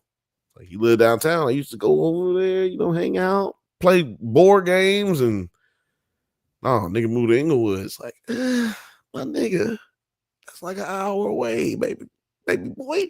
Come on, dog. Oh man. I mean, that's kind of how I felt within Austin, where it was like, where you live across the river? Shit.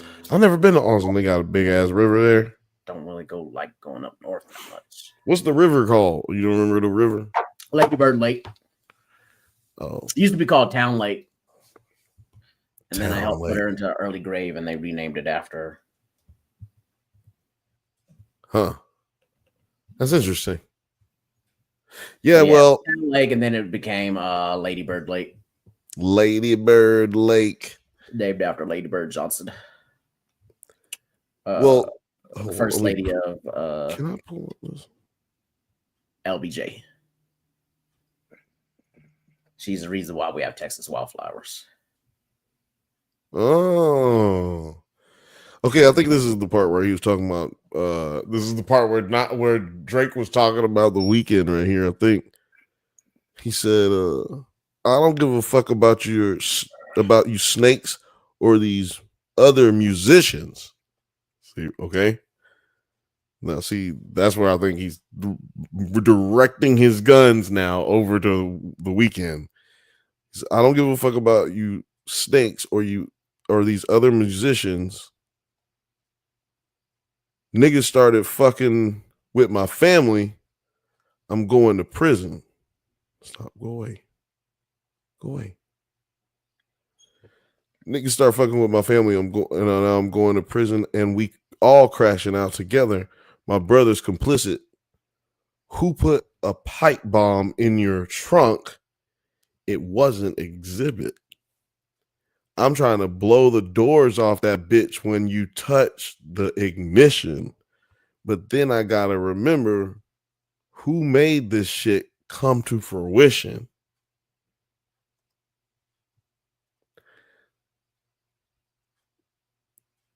Okay?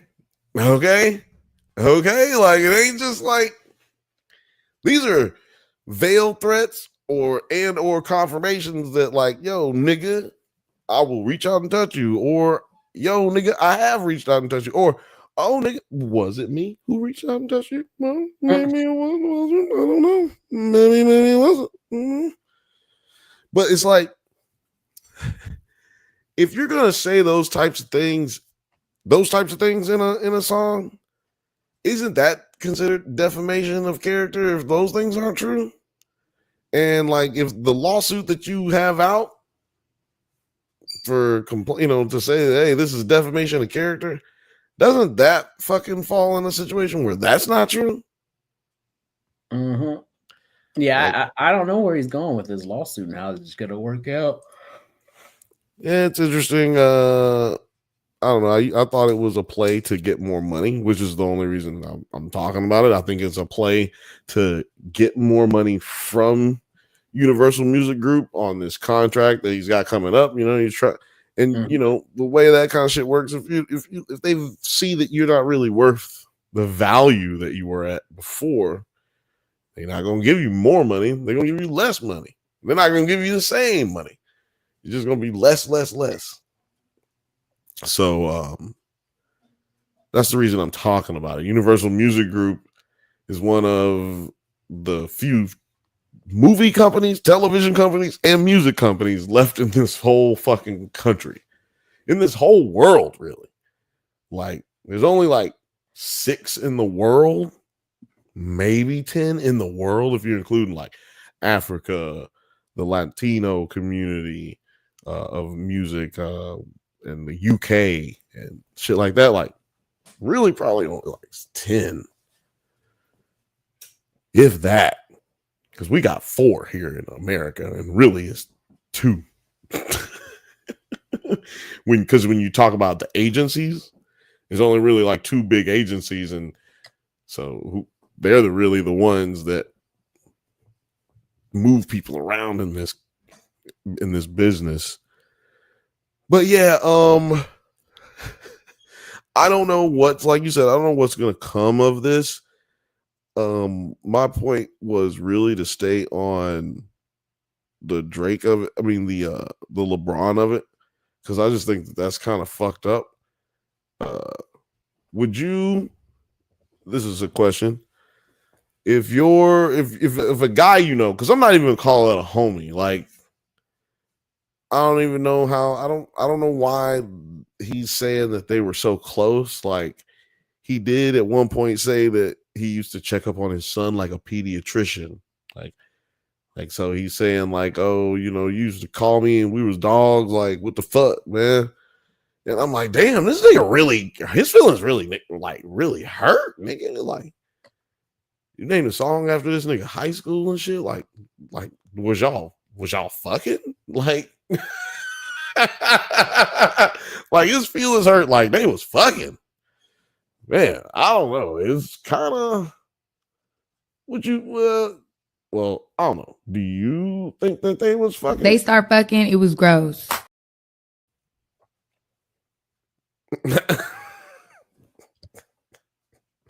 Oh man, I don't know. Yeah, but that's my question for you, Terry. Do you think that Drake and LeBron James had a thing going on. I don't know. Well, do you think? I don't care. I have an opinion about something I just cannot fathom or care about.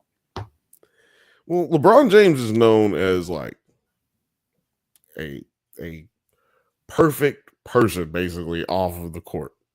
He's known as like, oh, he's better than LeBron. Like, one of the things people even like to say is like, he's better than Michael Jordan because he's politically stands up for black people and he's outspoken and he also has no drama off the court. Like, he's never cheated on his wife and he's never got caught up in scandals, not fighting people in the bar. Children's charity. Yeah, he started his own school, got a children's charity, got all this stuff. Like, that's the reason that this is a story, right? Like, I've avoided talking about these Drake and there's been so much Drake and Kendrick shit since the last time I've even talked about it, because there's nothing to talk about really, like that's newsworthy. But there's a huge lawsuit that we have here against one of the biggest companies in the world. So I do feel like it's necessary to comment on it. I don't know, but Trump just appointed 3 ambassadors to Hollywood. Are you excited about that? Who are the ambassadors? I want to say it's Sylvester Stallone, Mel Gibson, and John Voight is the third one. They are quoted as Trump saying they're going to be his eyes and ears.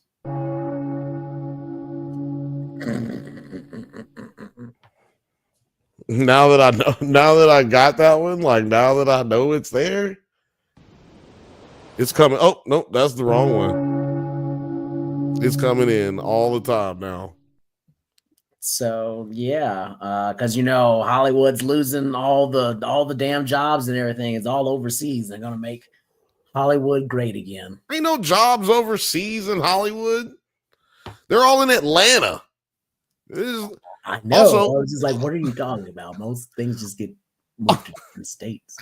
Also, filmed overseas. What the fuck is? Let me tell you something. John Voight is huge racist, and no, it's Mel Gibson. Mel Gibson, huge racist. He was in your list. I literally, when you said Sylvester Stallone, I was like just rage filled my brain. And then you said John Voight after I could stop here, after like my hearing came back, for like I got hit with a flashbang in my apartment, like close spaces. After my hearing came back, I was like, John Voight? What? So you said Sylvester Stallone, Mel Gibson, and John Voight. The 3 ambassadors to Hollywood. Well, what do you mean an ambassador to Hollywood? Like, you're not talking about Hollywood. Country? You're not talking about Hollywood Planet, though. The restaurant. No, we're not talking about Hollywood Planet. I wish that would make sense. But no, they are his ambassadors to Hollywood. This is the first ever he created this position for them. Well, Mel Gibson, for people who don't know, had a crazy rant about Jews, and then also he had another rant about basically how his girlfriend at the time, she needed to be raped, and she needed to be raped by a bunch of niggers, a gang of niggers, to rape her. And he also said that he had so much power he could kill her and bury her in the White House lawn. They have roses in the White House lawn, for y'all who don't know. He's basically saying he'll bury her under the rose garden. So I guess now he finally can live up to that kind of a threat now. He'll finally have access to such a thing. Like, I can now really bury you in the White House lawn. That's crazy. I mean, John Voight, racist as a motherfucker. Also, Angelina Jolie's father. Which Angelina Jolie? Jolie is a way better. Is it Angelina Jolie Voight? Or is it just Angelina Jolie because I changed my name because my dad's a fucking crazy ass racist psychopath named Voight? Right? He looked like he should be dead. He's always looked like that though. He's looked like that since '86. Right? He's like Barbara Walters. You know? Like all you white women who are like 40 and above, just go look at what 40 and above used to look like when, like, before you were born. Because it's rough. Look at John Voight at 40. Look at Betty White at 40. Like, she didn't really age much in 30 something years, 40 years, but she still did age like in the 70s. Like, she looked great. But she aged, man. She aged. They aged way harder back then. I don't know why. Cigarettes. Smoking with cigarettes. I smoke with cigarettes. Maybe the asbestos. Lead. Paint. Lead Man, paint. What was the other one? There's something else back then. And just, a lot of soaps and stuff, like the moisturizers that we have today and that we like put them in almost damn everything now. That didn't really exist back then. They were like washing with sandpaper and shit. Sandpaper and lye. To get their face clean. And, my family used to do that with baking soda. Baking soda was everything. Brush their teeth. My family grew up brushing their teeth with baking soda. Like, that's some wild shit. I can't imagine. But you know what? It'll get it done. I think I had to do it. I think I had to do it one time because my grandmama didn't have no toothpaste. And she was like, boy, use some baking soda. And I was like, what the fuck? I was like, Grandma, you want me to use baking soda? She was like, yeah, boy, you better get in there and use some baking soda. We ain't got no toothpaste. You better brush your teeth. You ain't coming out here not brushing your teeth. I'm like, Lord have mercy, man. I'm in there like that. I'm brushing. You ain't never seen somebody brushing their teeth faster than I was brushing mine that day. What? Man, y'all better stop. I'm in there like, hold my breath so I don't taste it. You taste stuff by how you smell, right? So I'm out this bitch. Just well, that sounded weird, right? That's nasty. Sorry. If you're just listening, it looked as weird as it sounded. And I apologize. No freaky. I'm out here doing super freaky shit. No freaky. There was one other part that I was going to talk. Well, there was another part of this story that's just too fucking hood for me at the end of the day, but it does still involve entertainment. The biggest television show in America, the NFL, still gets more ratings than any other television show because it is considered a television show. They do win Emmys and shit like that. So, but yeah, the NFL, one of their star players, Stephon Diggs, got his brother, his brother beat up and robbed one of Drake's shills. Now, what their issue is, I have no idea. It seems like allegedly they say Stephon Diggs hit on this dude, Christopher Blake Griffin, and Christopher turned him down. This motherfucker got mad and sent his brother up there to whoop his ass. Now, this would be crazy if it's true because they just outed Stephon Diggs, who was allegedly, trying to have sex with Cardi B, or he was like sliding in Cardi B's DMs. This is allegedly, all allegedly. And I'm just like, what the hell is going on out here? It's so much weird shit going on out here. Like, you gonna go send a nigga to whoop? You gonna send your brother to whoop a nigga's ass because he didn't let you beat? What is that? Have you ever felt that rejected in your life? Where you just go send somebody to somebody's house, like, hey man, that bitch, you know what? That bitch did not holler at me, man. I'm gonna send my sister over there and a couple of her friends to whoop her ass. Have I wanted it to happen? I'm not gonna like lie and say I wish that it could be a possibility, but no, I've never done it. Well, the thought has crossed my mind. See, but probably not meeting from right off the bat. That's weird. Like we've been like dating for a week, couple weeks, months. You stole something from me, and like I wish I had a ghetto cousin could kick your ass right. See, that's the thing though. But you mean like this situation is I tried to holler at you and you just said no, and I just did not get over it. Like, and I think the issue is that he put it on Front Street that he like hit on him, and he turned him down, and then Stephon Diggs got mad, and I think dude put that out there for people to know, and if that is true, Stephon Diggs isn't out. He didn't want nobody to know that if he did hit on him. So I can understand why you would be upset. But the thing is, I didn't say allegedly his brother went to beat this nigga up. I mean, this is on tape. This is on camera.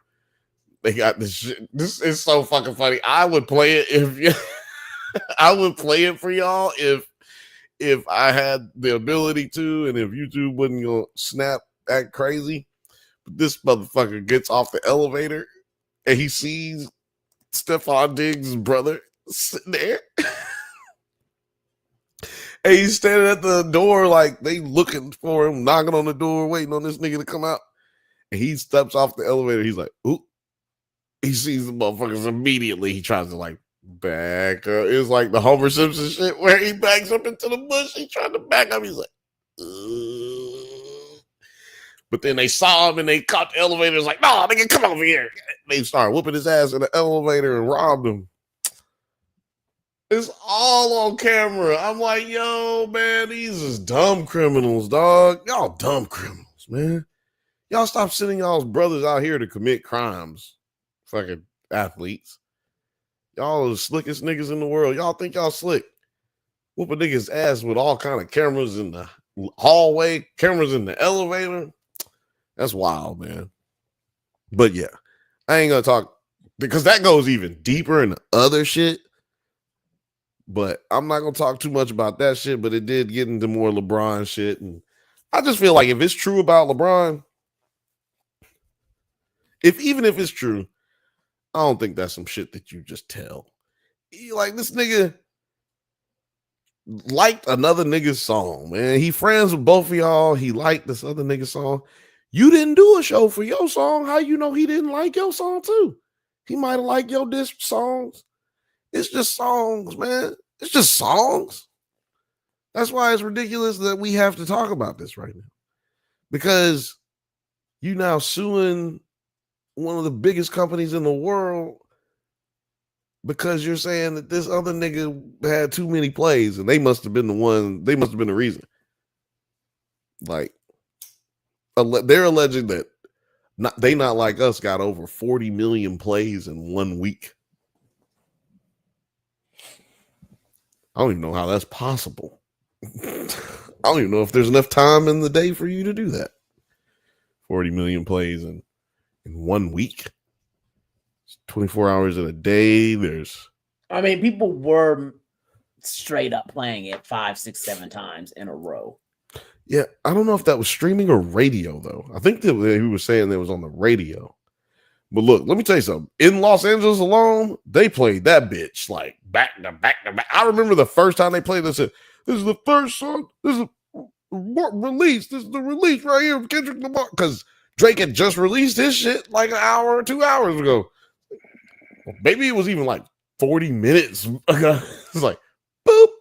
You're just like, what the fuck is this? For some reason, my Bluetooth wasn't working in my car. It wasn't connected at the time. So I was listening to the radio like I never do. And that bitch came on. Boy, I was hyped. I was driving to Santa Monica. I was hyped as fuck all the way to Santa Monica because they just kept playing that shit. So, maybe it's just a bunch of situations where a lot of people were playing it over and over and over and over on the radio because it was so hype. It came out late at night. It would have probably been like, what? It would have been at midnight Eastern time. You know what I mean? So it was trippy. It was a good time though. But yeah, only thing I'll say further on it is if I was Drake, I would have left this all in 2024. Like none of this matters. Like really, truly, none of this matters. This dude is super rich. He's been on top of the world for 20 years. 20 years in music is like playing football for 20 years. Like it just doesn't have the average person's out in 2.5, 3 years. Like it just doesn't happen. You should just be happy that you have lasted that long. You're still relevant in a certain kind of way where you still make money, right? Like there's no need for all this litigation and separation and taking shit so serious, dog. Like, and I think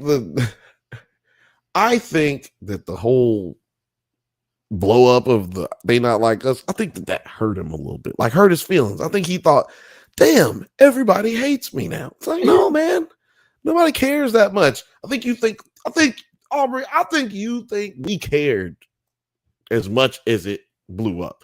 Nobody cared as big as it was. Like our care wasn't as big as the song was, It's not that big of a deal, man. It's a dope song, my nigga. It's a dope song. That beat, just drop all the lyrics out. That beat is tough.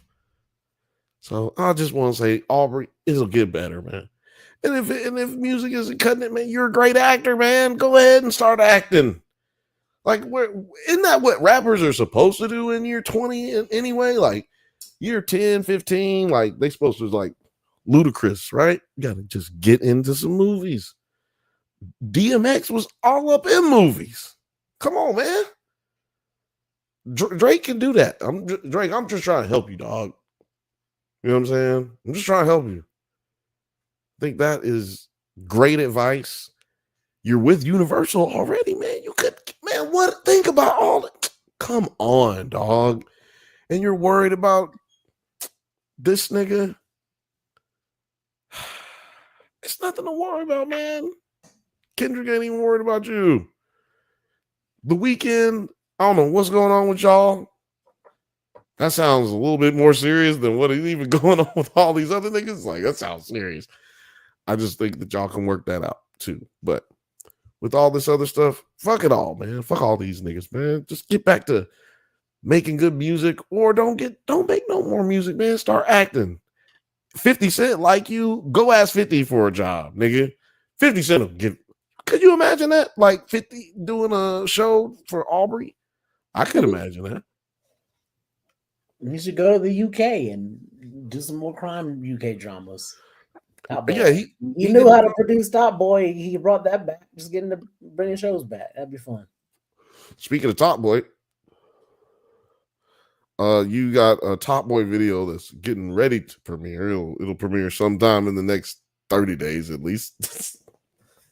Yeah, I mean, I might just decide to just take off what they're telling me to take out and just fix it. It was only like 2 minutes worth of footage that I needed to replace. Yeah, well, the dispute is out there. You can't change it. You can re-upload it again, but we put a dispute out there to try to get this to you guys as quickly as possible. But yeah, check out. It's the season 2. Season 2, part 1. Oh, season 2, part 1. Leave you a little taste. Leave y'all with a little taste. Yeah, that's nice. Maybe you could combine them at a later date. Way on down the road. Man, yeah. Why don't you do that, Aubrey? Let's get another Top Boy. Or maybe a different show that's similar to Top Boy, right? Or, they got Supercell, bro. Supercell. Yeah, he That's like put some money on Supercell. Or get in it. I want you. I'm trying to promote that, ladies and gentlemen. Let's stop with all the negativity, man. Let's help your brother Drake out. He's clearly going through it. If you read these lyrics, he going through it, dog. So let's help this. Let's help him out, man. You know what I'm saying? Canada, they're our neighbors. Let's have some international diplomacy and try to help him out. I think you need to start acting, dog. You know, Vancouver's not too far. It is really far. It's on the other side. But anyway, it's in Canada and it's cheap to film there. And they love you up there, dog. You can start a whole film company. You could be the light-skinned Tyler Perry. He can help with the next season of Shogun. We know that's all in Canada. Look, it's all there, man. This is all for you, dog. It's at the tip of your fingers, man. All you gotta do is just reach out and touch that shit, man. I think, who else in the chat? Do y'all think that Aubrey should start acting? Phil Made said Drake can kick rocks. That's what I'm saying, though. See, look, if the music thing is like this, man, why not just go leave, do a movie with The Rock? You know, if you put the rock is you when you want that sauce, you just put somebody next to The Rock. Like, you know, if you're an agent out there, if you didn't know that, just if your client's having some issues, get him in a Rock movie, man. Get him to just stand next to the nigga for like 2 minutes if he's not the lead with him, you know, co-star. Get him to stand in proximity, man. Because Rock give you that juice. Drake, trying to tell you, Aubrey, I don't know what you like to be called, man. I don't know what you like to be called. Is it respectful if I call you Drake? Is it disrespectful if I call you Aubrey? I don't know. But Aubrey, you need to start acting, man. Let's get over to that side. I see it in you. Never forget Degrassi. What was his name? In Degrassi? I don't remember. I didn't watch it. I didn't watch it. I didn't watch Degrassi. But never forget Degrassi, my friend. You were on that show and you could do it. So yeah, man. If y'all are watching this and if y'all are friends or fans or just general, like, I just like hearing the nigga on the radio, send this over to him, man. This is positivity. Drake, you can do it, man. Start acting. Fuck all this lawsuit stuff, man. Let that shit go. Negativity is not a place you want to be in, especially if you acting. See what I'm saying? Positivity. Denzel, let's get him in a movie with Denzel. Denzel is his stepfather. Denzel is his stepfather that used to beat up on his mama. And then his mama had like brain problems, and then she ended up dying years later. And then Drake became like a star. And then his stepdaddy's still in his life big, you know what I'm saying? And then it goes left. He got to help him out or some shit. His stepdaddy got cancer. That's what happened. Stepdaddy get cancer. Is it like Purple Rain or some shit? No, it's Color Purple. It's sadder, but might be just as bad as Purple Rain. But it is Color Purple was sad though. But yeah, I don't know. You got anything else you want to touch on? There's so Chat, much do y'all got any questions for us? Chat happening, but everything that I've kind of been thinking about has been a bit political. I don't know if we want to get into politics or anything, or do we want to keep it to just straight entertainment? We got a little Here's time. a funny story. I met Sabrina Carpenter when she was like 13. Okay, I don't know what that sounds means. Weird, right? It sounds weird. It's like first of all, I'm like, how old is Sabrina Carpenter now? She's 24. Okay, so you met her when she was 13. So you was young. You was a young whippersnapper. You weren't too old, but you was too old to be. I was 26. Yeah, I was gonna say you was too old to be like, you know, engaged. But here it is, because you know Sabrina Carpenter was on Girl Meets World. Mm-hmm. And I was doing transportation for the Austin TV Festival. So For those who don't know, who is Sabrina Carpenter? She did that Espresso song. You know, she's like super hot right now. Yeah. I'm just asking for those who don't know. Oh, I was like, yeah, she does the Espresso annoying. You did say Girl Meets World too. I'm just trying to make sure everybody get stuck in my head, but also from Girl Meets World. And yeah, so I met her, what's his fucking face? I remember Ben him. Savage. Oh yeah. People say he's an asshole. And like another one of the producers and directors that were there.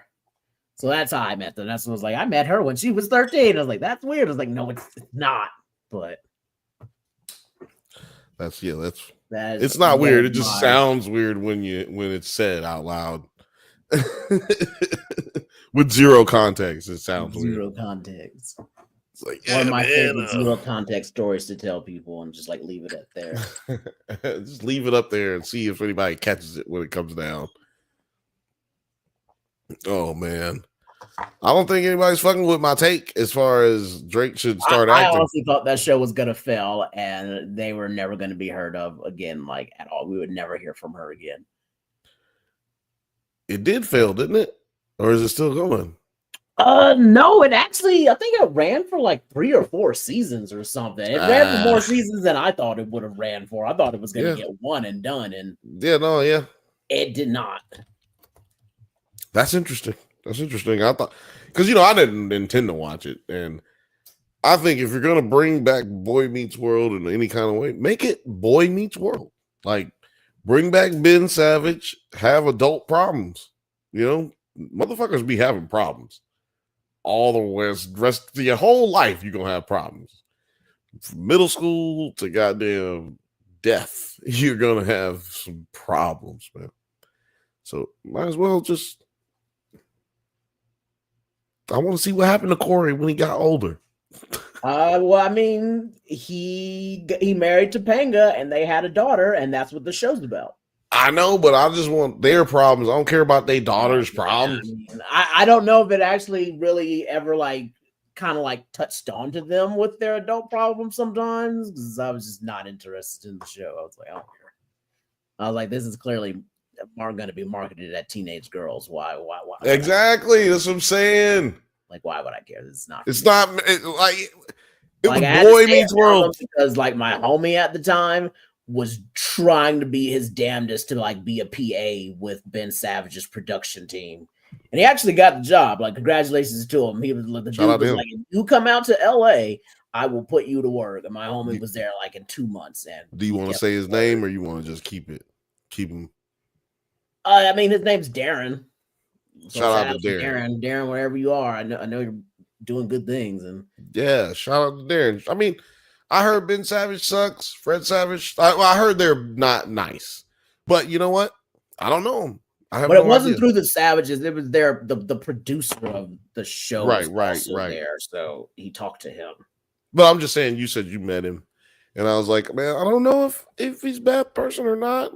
You never know. Usually, when I have to meet people like that, it's very rare that the interaction is negative, unless they're just already having a shit day, and then they're don't want to talk to a driver or whoever's got to take them someplace or have to get them something. But mostly they're usually pretty either neutral or really positive. Right. They're either open or just closed completely off. Don't fucking talk to me, dude. I know you know who I am. I don't care. Some people gotta have that. I'm sure it's exhausting being known all the time. But that's what you signed up for. It's that's what you signed up for, in my opinion. I mean, that's why you get paid. Some of them have that. I'm here to do a job. You are here to do a job. Let's do our jobs. Stop. And some of them are I'm here to have a good motherfucking time. What's up? Yeah, some of them are we pretend for a living. Hey, this is the stupidest job with the highest pay rate that I've ever been a part of in my life. I have to go out and talk to people for a living after acting for a living. This is terrible. Ooh, it's terrible. Right? Yeah, there's some people that are just fucking and just embrace their shit and just have a good time. Some people kind of get a little too carried away with it and they end up falling from grace. Because at the same festival, the very, very same year of that Girl Meets World one, not only did I meet Sabrina Carpenter before she came and blew up, I met Justin Roiland before he fell from grace. Before he got on cocaine. He was just smoking weed then. You just, yeah. His very first words to me were, "Hey, do you got any weed?" And at that time, I was definitely known as the dude that always had weed on him. So I was like, fuck yeah, this is my moment. This is my moment right here. I got it. Let's go. And that was at season 2. That was when season 2 of Rick and Morty were coming out. It's Rick and Morty So right here. He Just in case somebody was wondering. Riding up and getting known for everything. This is Rick and Morty tapestry for all those who don't know. Rick and Morty. You can't see it right now. It feels great, actually. I just cleaned it. It feels amazing. It's very soft. I didn't know it was that soft, actually. If I was on Ecstasy, I'd be like touching this bitch.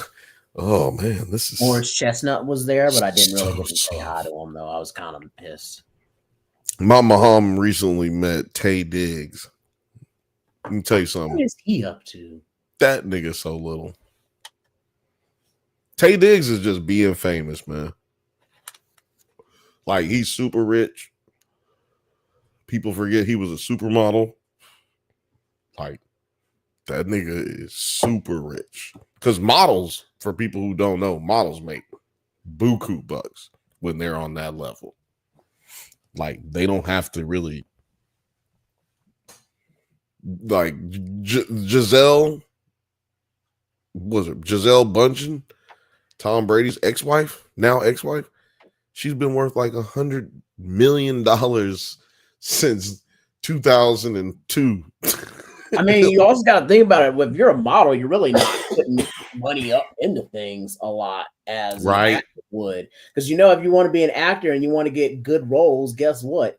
You probably also need to be a producer on your fucking shit. And that means you got to pony up some money or get some mad connections but basically, yeah, you're probably ponying up your own money so you could later make money on stuff. So it's always like it takes money to make money, while with a model, it's just people are throwing money at you. You really don't have to come out your pocket for shit.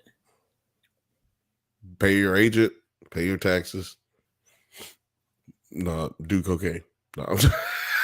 I was about to say something about somebody. Please, guys, do not. Just a normal person who I know is just they haven't been in shit and but still just living the good life would be the Black Power Ranger. What is his fucking name? It's Tom. No, what's his name? I just seen him recently. That motherfucker looks so young still. Right? That's crazy. Like, that dude could play a 26-year-old. Walter Jones. He's 54. I know he could play a 27-year-old today. He could play. I wouldn't give him 27, but he could play one. He could play one. He definitely looks our age for sure. Put some makeup on that dude, and he could play one. We'll give him like a low cut instead of. He probably got a fro where you're watching him right now. He probably got a little fro. Put him a low Caesar, a Boosie. Get him a Boosie fade. You know what I'm saying? Then goddamn, give him like one of these little tattoos right here. You know what I'm saying? Give him a grill. Let him talk all country. Shit, that motherfucker will look. What's his name?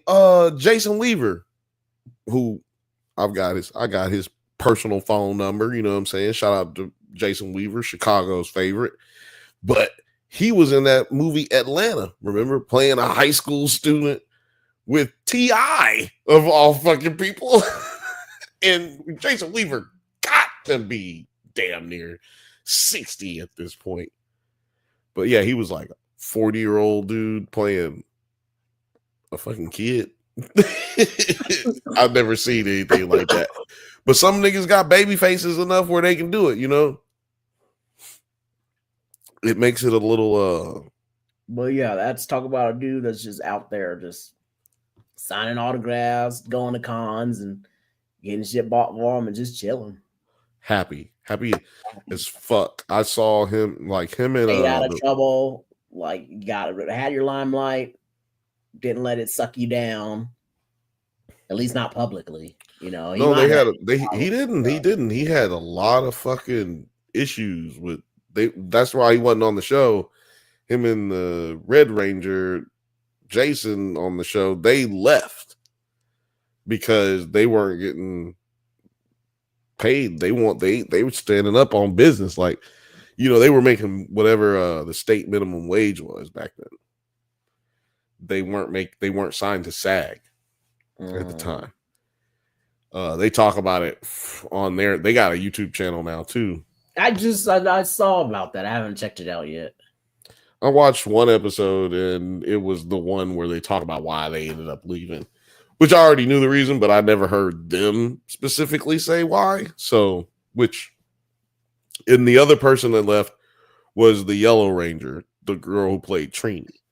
She was also one of the ones who left. Rest in peace. She died shortly after she left the show. But yeah, all of them were making basically minimum wage. And the people who decided to stay, they were like, man, ain't nothing exactly out there waiting on me. And I get to act on this show and I'm guaranteed to be working for 24 episodes, 23 episodes, right? Like back then for kids, TV shows were either 21 to 25 episodes.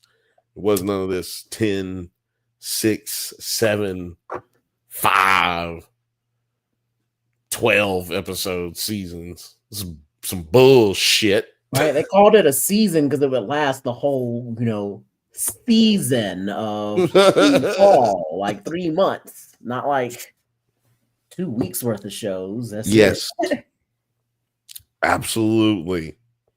There was even shows that would get away with like that could do like there was like animated shows back then. They do season 1 first from August to December, and then season 2 from late January, early February, all the way to the summertime. Like the season, like just the whole season, y'all. A season. So shows was coming out faster than they do now, which is odd, right? And then they wonder why people don't watch shit as much as they used to. It's like, y'all ain't making it as efficient as you did previously.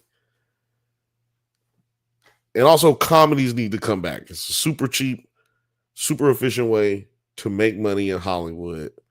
It may not make as much money as these $250 million budget movies that y'all are doing, but you also keep losing a lot of fucking money on movies like that.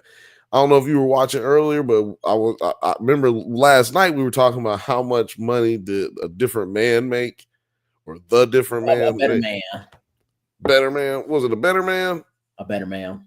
A Better Man. Hold on. I knew I was saying it wrong. I said I was saying it wrong. But The Different Man made even less money. Different Man made $1 million worldwide. No. A Better Man is the monkey movie. I know. I was saying, I was talking about the Different Man, which is me and Alex watched a screener of the Different Man, which is why I ended up thinking about that one. Ooh, it really did only make, man. Okay, so A Different Man also came to Fantastic Fest, and the way niggas was acting about that shit, I thought everybody in that fucking movie was, I didn't see it, right, but I thought everybody was gonna win a goddamn Oscar. Yeah, Oscar.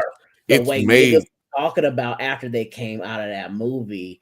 And so when you said A Different Man, I was like, wait, what do you mean it only made $1 million? No, it the fucking, oh damn, it did. It made $600,000 in America and $600,000 internationally.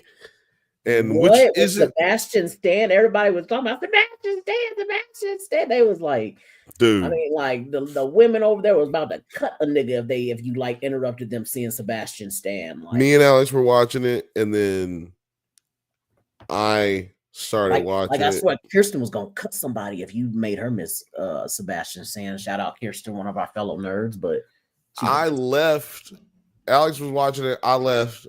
I was watching it with him, you know what I'm saying? And then I left, and then I started watching it again. Or maybe no, I fell asleep, and then I started watching it again, like from where I fell asleep at. And I was like, this is stupid. Alex was like, I asked him, what'd you think of that movie? He said, it was weird.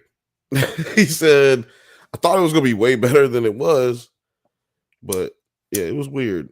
But a better man didn't do too much better. No, but I also think that's funny, and that's what Robbie Williams gets. Yeah, it's 3.1 million Because on he's his not first a nice, weekend. the nicest guy at all. He is a dick. He is a dick, but that's part of his shtick too. I That don't is know. part of it. They're like, well, you're I don't a know dick. what. I don't know what. You really thought, like Robbie, you really thought you were that fucking famous that you can make a whole movie. He about is, yourself. but the thing is, he is. Nobody but knows you, bro. Like you know, you gotta wait till you die. You gotta wait till you die, or till you're really old. Where, and that just, I mean, that kind of like speaks to his actual character of him thinking he could do that right now. Because it was mostly it was Pharrell's movie didn't make no money. It's just basically the same fucking idea. It's like, hey, I'm gonna do like, what are they thinking?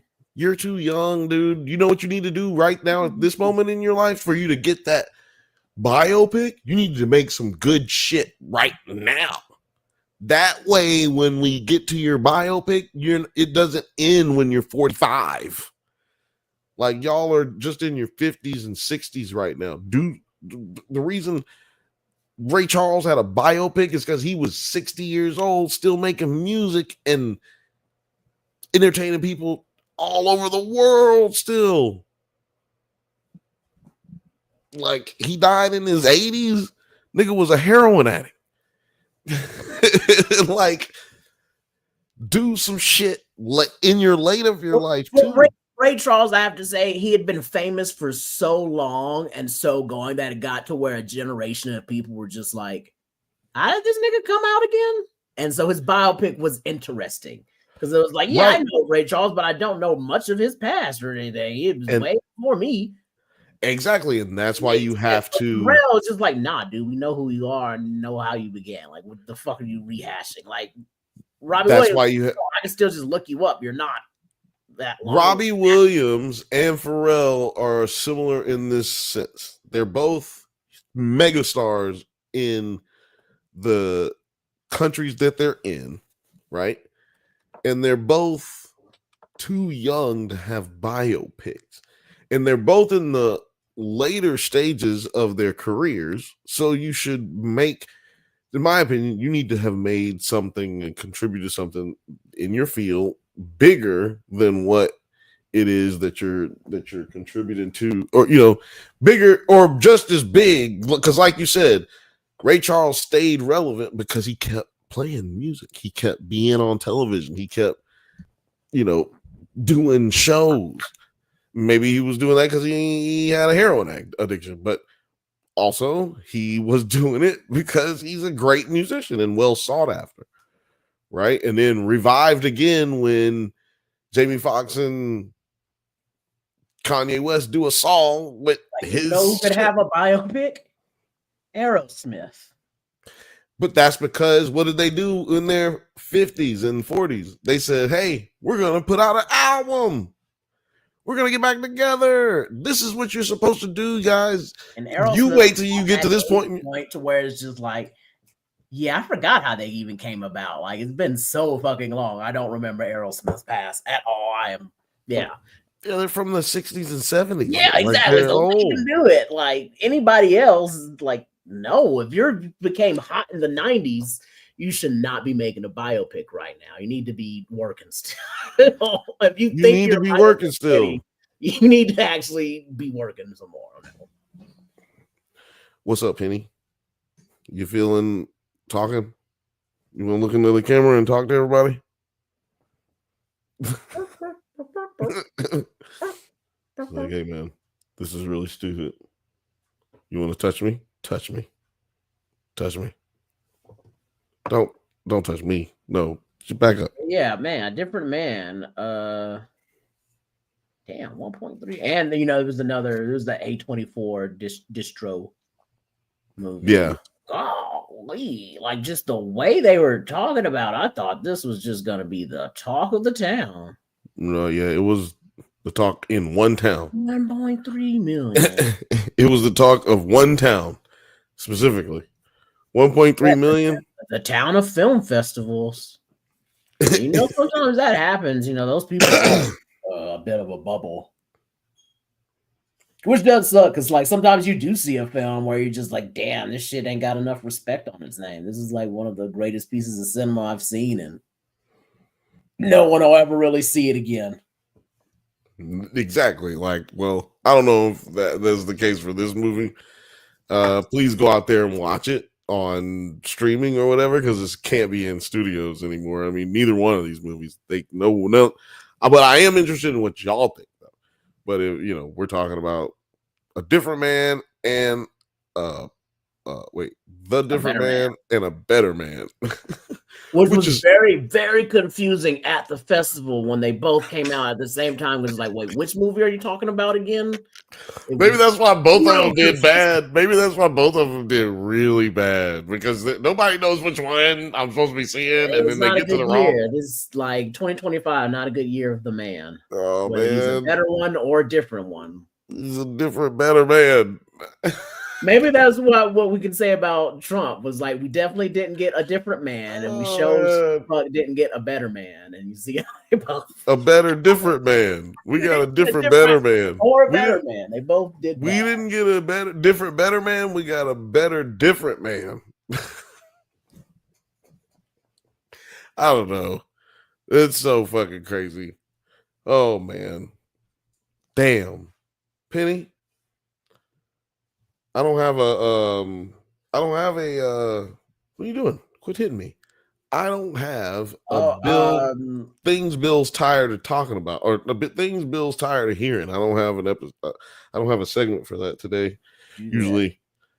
Usually I have a rant for you guys, but I'm so sorry. I really don't have one today. Netflix just dropped the Castlevania season 2. If anybody out there is watching that, I've started the first episode. It's all right. It seems nice. Pretty good so far.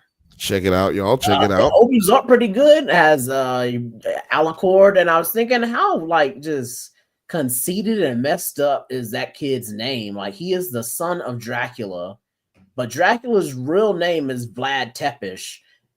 And like his nickname is Dracula, right? And this dude's like, you know what I'm gonna name my son?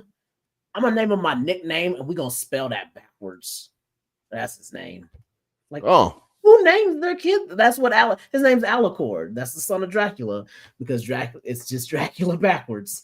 But I was like, that's not his name though. His name isn't actually Dracula. That's his nickname. That's not weird.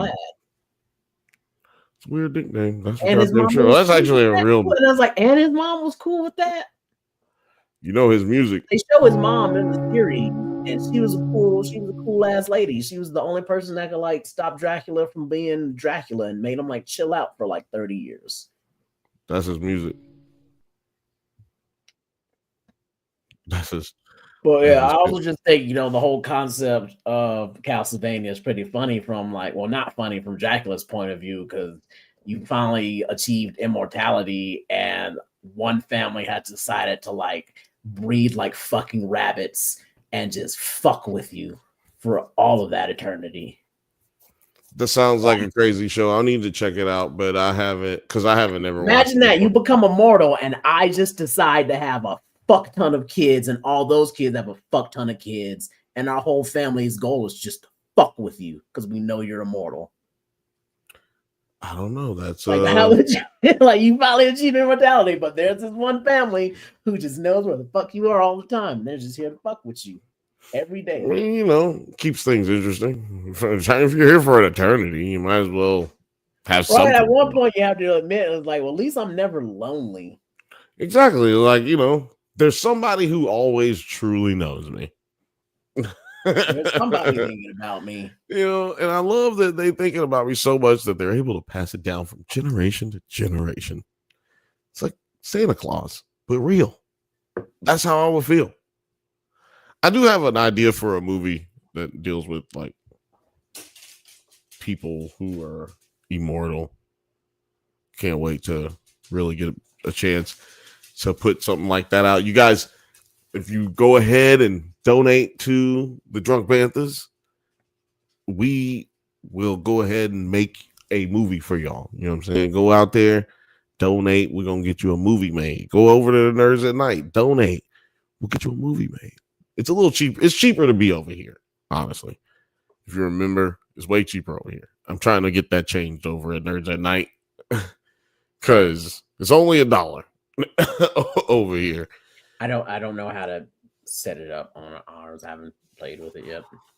It's set up. Blake's got it set up for like $5. And I was like, whoa, that's a lot of money. I was like, I would never in my life sign up for $5. Y'all better show me some titties or some shit. What the fuck are you talking about? Like, this is OnlyFans? What the fuck? I mean, if I knew that, I've been thinking about putting together this coffee table book called Terry's Tub Picks. I haven't had it. You need to do a calendar. That I like to go to far off, distant places, and one of my requirements every time I go to a place is that they have to have like a nice tub for me to like just soak in and just chill out for the day. I gotta have that. Is there a soaking? Every time I go on, I like to take pictures. And so I've been putting a collection together, and then I was like, I'm going to put together like a coffee table book, and it will also come with like a mixed CD that you also pop in yourself when you're in the tub. And, you know, it's a curated track of music I listen to when I'm in the tub. And, you know, it's Terry's track. You're supposed to turn the page with each track. Yeah. And then I like just kind of like, and I'll tell you about the trip that I had and like the type of tub I'm in. It's a Bonquef marble tub that I was laying in Istanbul. Yeah. Pretty much. It was in a Art Deco building, giving tribute to Tuan Shanabouf. Right? And I thought, I was like, man, maybe I should just make that and put that as one of our like high paid gifts. I thought about doing it just as a joke Christmas present. I think that is great, and you need to put it in the store. I was like, man, yeah, maybe I should put it also in the store. You should put it in the store. There should be a calendar as well. That should go in the store. I mean, it'll be amazing. And you know what? Maybe we could do some of them for charity. You know, like do one where you give percentage to charity. We need to come up with a situation like that. Because if people want to like, I'll definitely split the money with some charity if I could just sell more copies, just so I know. I want to just die with the fact that I know that I am in someone's house and pictures of me in the tub, and they have that. If you already have it, we can do it for the fire victims. There's plenty of victims all over this country, and we can find some people. I think I might have at least 12 pictures, 12 different ones. Oh, if you got 12, that's a calendar. Easy. Like I have the music already selected. Like I have a playlist that I have. Like that's ready to go. I was just thinking, how should I do it? Like, should I like just burn some CDs? Maybe I should do my cassettes. Anybody got cassette players? Nobody has cassette players. Like I can make cassette. This motherfucker got a cassette player. You better send a cassette player with it, goddamn. You know what? You could send those little small ones. Like I know they have them. Like you can buy some shit that's vintage anywhere. So you can just buy one of those little small ones, which you used to be able to like record and like with, you know, the handheld recorders from like the late 80s, early 90s. One with like a little speaker. Like we could find some cheap ones off Temu, slap some 9 Nerd Yard Drunk Bantha stickers on it, and then sell that in the store. And then like, yeah, you need to buy the cassette. Because you just need a aux cord. Like the aux cord is still the same as it was in the 90s. You just get an aux cord boot, or it might even be modernized these days, where you just put it in a USB or some shit. Who knows? I'm just wondering if we can bring back cassettes. I mean, vinyl stayed around. We could bring back cassettes. Gone. Well, you know what? We don't have to bring back cassettes because we can just provide it for the people, and as long as they have a recorder, I mean, something to play it on, we're good. It has a warmth of sound like to it. Tape does sound different, guys. Same with vinyl. Vinyl has this bigger sound. It's weird, but it's technology, so it's science. Science rules. Shout out to Bill Nye, the science guy, where I get my name from. Or at least that's what I tell people now. Because it's not a good thing where I get my name from these days. Yeah, I'm losing all my Terry. I mean, Terry Crews isn't that cool no more. Hulk Hogan's gone. Oh, yeah, Terry. Oh, yeah. I still got Terry Pratchett, but, he's associated with Neil Gaiman, so let's hope nothing comes out by him. Like, thankfully, he's dead. Jason Terry, basketball player. It's not his first name, but it is his last name, spelled the same. So who else? What other Terrys are there? You know what's funny is that the CEO of Enlight, his last name is Terry, so it's kind of confusing when we're in meetings. That's funny. Terry and Mr. Terry. Yeah, exactly. So as soon as you say Mr. Terry, I was like, are you saying his last name or mine? Yeah, which one? Are you giving me more love than him? What is it? Is it because you don't know me? You're going. Oh, it's definitely confusing in Japan. Oh, because you can go by your last name or first name and say San, and it's always equally correct. So at that studio, it's very fucking confusing. Terry San. It's just Terry San. I was like, well, which fucking one? I'm gonna go with my last name. I'm going with Urquhart, son, and see how they say it. See if they can say they gonna go like this. We gonna call you son. Like that's all we gonna call you. Like we gonna call you Black Son. That's all we call you because your ass is your last name hard to say. But anyway, it's really hard to say if you say it how it's supposed to be said in Scottish. In the Scottish accent, it's Urquhart if you're going with that. But what I'm about to do right now, and which is why I can no longer talk to you guys, is because I'm about to watch the first episode of season 2, Severance, on Apple TV Plus. It just came out like 5 hours ago. Or maybe it's been on since midnight. I don't know. Anyway, it doesn't matter. It came out today on Thursday. I can't fucking wait to watch it. Also, the last episode of Silo just came out. Silo. Oh, did that come out? Oh. It should be out like either now. It's out for some people. It should be because it's 12 o'clock somewhere. I have to sell the 7 Seas to go get it, so I'll see if the other pirates are out there with the booty. Oh yeah, if you're one of those people who doesn't care to subscribe to those systems of entertainment, you can watch it right fucking now. Just like I'm about. Yeah, that's just like actually, you know what? Because it's gonna be all snowy tomorrow, so I was like, I'll just save. I'm not gonna watch it tonight. I'll watch it tomorrow. Yeah, I'm definitely gonna watch Severance right now. I'm gonna watch that first. Maybe I stay awake long enough to be able to watch Silo too. But the reason I bring it up is because we're gonna be talking about it right here on the Drunk Banthas channel, right here at Nerds at Night, talking about Severance, talking about the last episode of Silo season 2, and we're gonna be, as always, talking shit. It's going to be a great first quarter of movies and television. We got so many things to talk about.